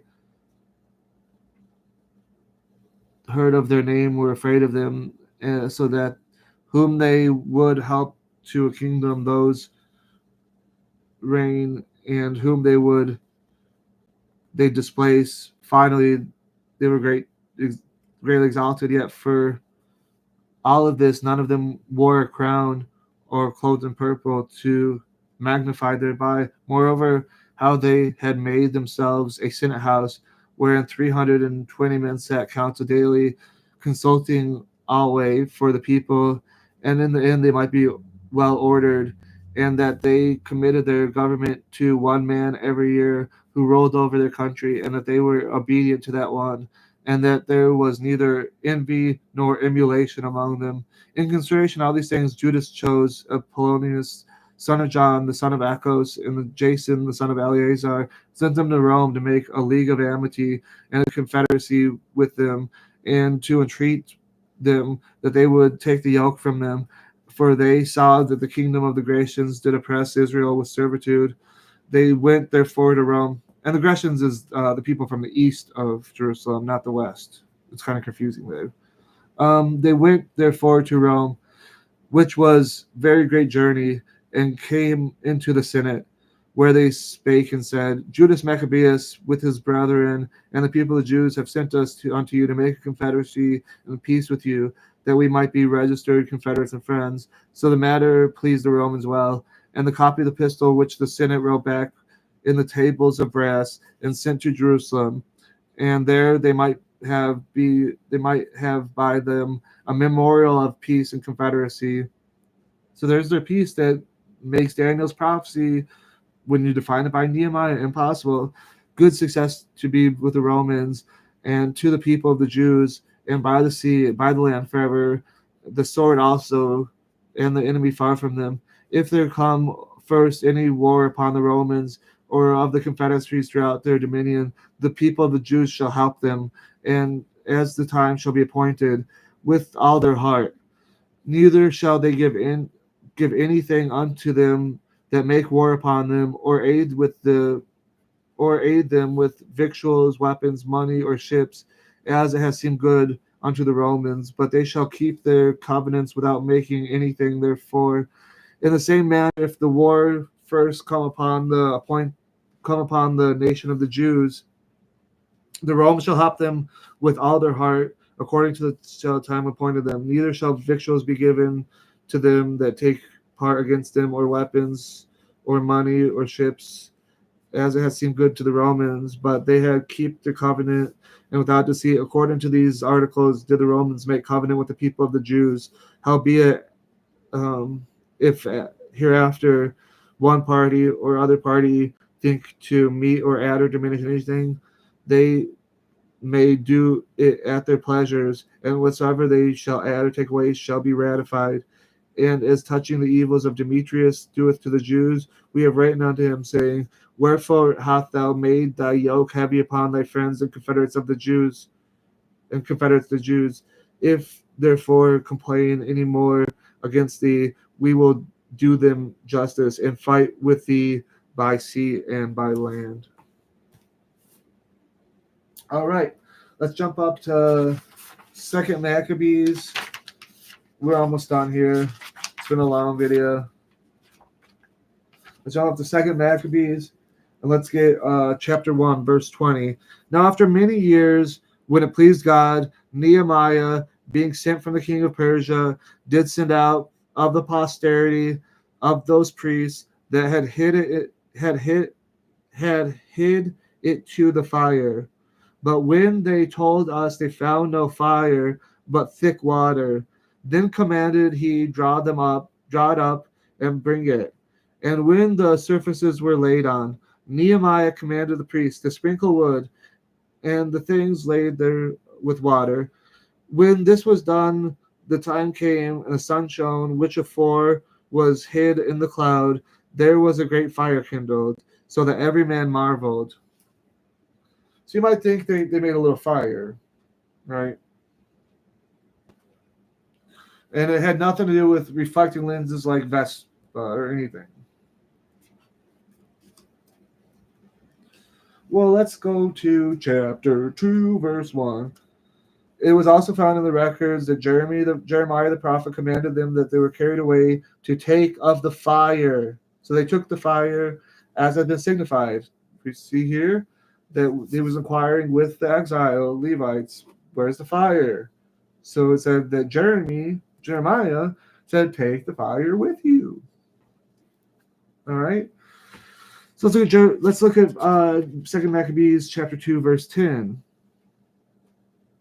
Let's start at 9. Talking about the fire. It was also declared that he being wise offered sacrifice dedication to the finishing of the temple. So that's how they have burnt offerings, is with this holy fire. Remember, the priests had the profane fire and were cursed in Exodus. This is a holy fire, one that like people can call down from heaven and stuff like that. And so, and Moses prayed to the Lord, and the fire came down from heaven, and he consumed the sacrifices. Even so, Solomon prayed also, and the fire came down from heaven and consumed the burnt offerings.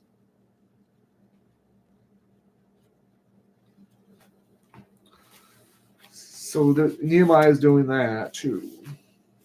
I don't know what kind of evidence that would be.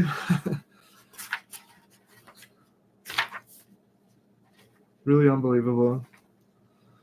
All right, so I'm then let's forget about the fire for a while. That's just kind of a fun little aside. Let's look at chapter 3, verse 4. But Simon, Simon of the tribe of Benjamin, who made the governor of the temple, fell out with the high priest about disorder in the city. So he's basically like, I don't care if I'm crashing out. You got to get control of this city. This city's out of control. People are immoral. I don't like you. Let's crash out. And so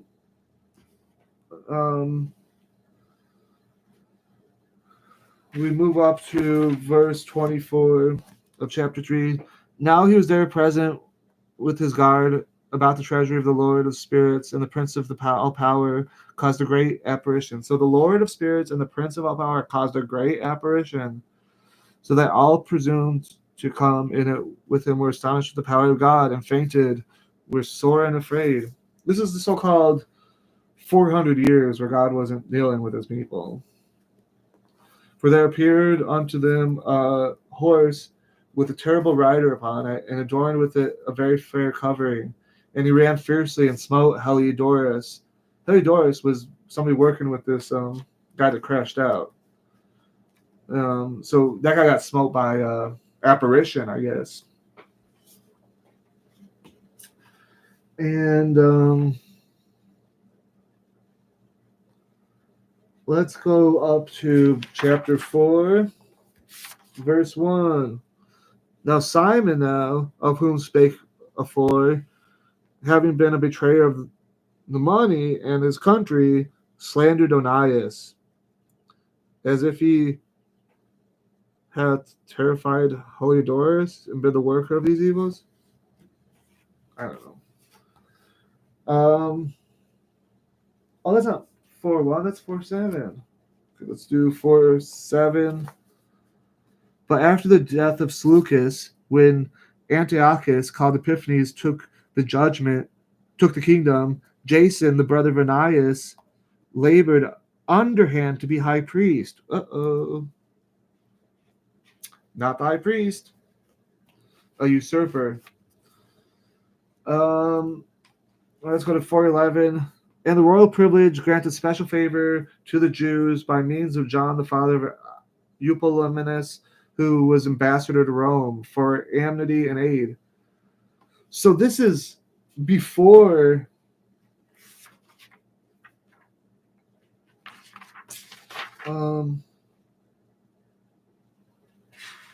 so Antiochus was the time of Judas Maccabeus. So yeah, Judas Maccabeus, they're talking about later. And yet here's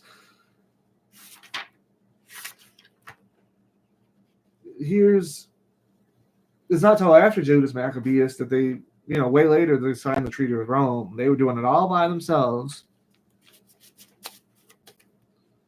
But here, way before that, before Maccabees starts fighting,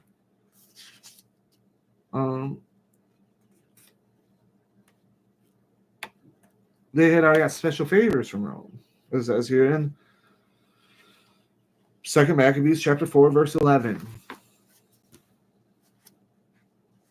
Now, and we can see Onias is slain. This is where it says in the Daniel 9, I think verse 26, maybe verse 25, 7 weeks, anointed one will be cut off. After 62 weeks. So this is talking like 400. So whenever this time when Cyrus took over Babylon and the 70 years of Jeremiah ended, you got to go down like 400 years, 400 some odd years, and then you're going to be at this point where the 62 weeks are over and the anointed one's being cut off.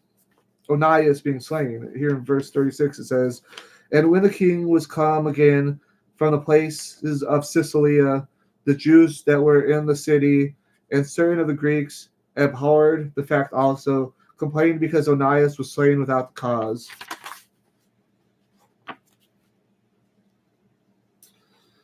All right, let's go to 3 Maccabees chapter 7, and we are getting to the end. It's been a long one. All right. Verse 1. King Ptolemy, Philopater, to the commanders throughout Egypt, and to all who favor affairs, joy and strength. We too and our children are well, and God has directed our affairs as we wish. Certain of our friends in malice vehemently urge us to punish the Jews of our realm in body with. So, Ptolemy's the good guy. Seleucus the bad guy. We can see the same thing in the book of Esther in the Septuagint. I'm not going to go there. Am I going there? Am I going there? I'm not going there. I'm going there. No, I'm going the wrong way. I'm not going there. Okay, forget it. Oh, here, I found it. Never mind. It says here in the Septuagint for Esther, in the 4th reign of Ptolemaeus and Cleopatra, Cleopatra and Ptolemaeus, Mark Antony married a Cleopatra who was Ptolemaeus, who said he was a Levite, and Ptolemaeus' son brought the Epistle Fyrum. So Esther is originally called the Epistle Fyrum, which they said was the same, and the Lysimachus, the son of Ptolemaeus, that was in Jerusalem, had interpreted it. Wonder why they took that part out.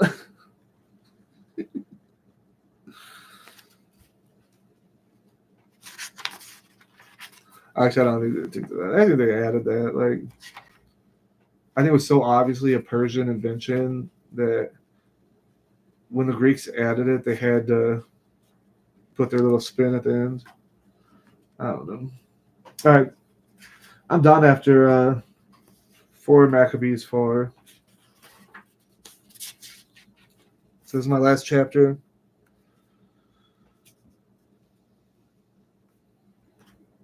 All right. For a certain man named Simon, who is opposition to Onias, we had read this in the other Maccabees, but so it's on the same event, who once held high priesthood for life. All high priests were high priests for life, and there were strict rules for who succeeded them. So when you don't follow those rules, you have a broken priesthood line. And it's clear that they got fired at the end of Ezekiel, fired at the end of Jeremiah, fired at the end of Isaiah. It's clear that they appointed new priests in the days of Nehemiah, in the days of Zerubbabel, all these days. They didn't know who the priests were, and nobody had the law except for Ezra. So, Ezra, why would they not say Ezra, son of Eliashib, Ezra, son of Iddo, Ezra, son of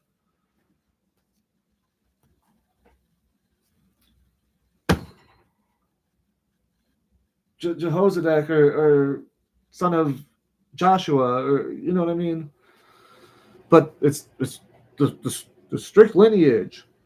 the people that kept the law of Leviticus.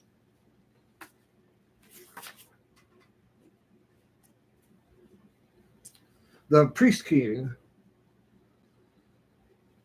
Uh-oh. I lied. We're going all the way to chapter 18. Say what? 18:21. 2 more verses and I'm done. He pierced the bowels of their eyes and cut off their tongue and put to death with varied tortures.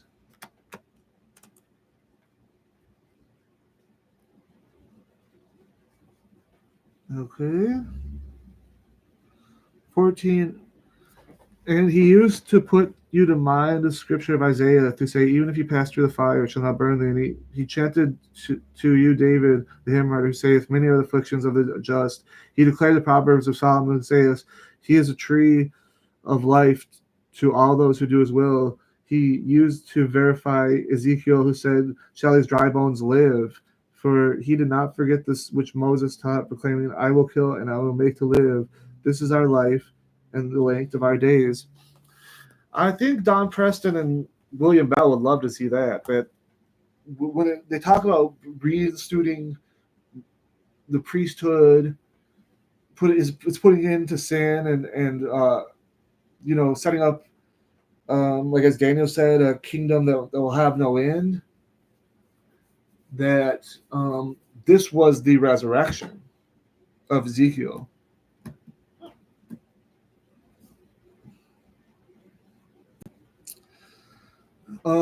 So sorry, this was a bit disjointed, but I hope you liked it, and I'm out.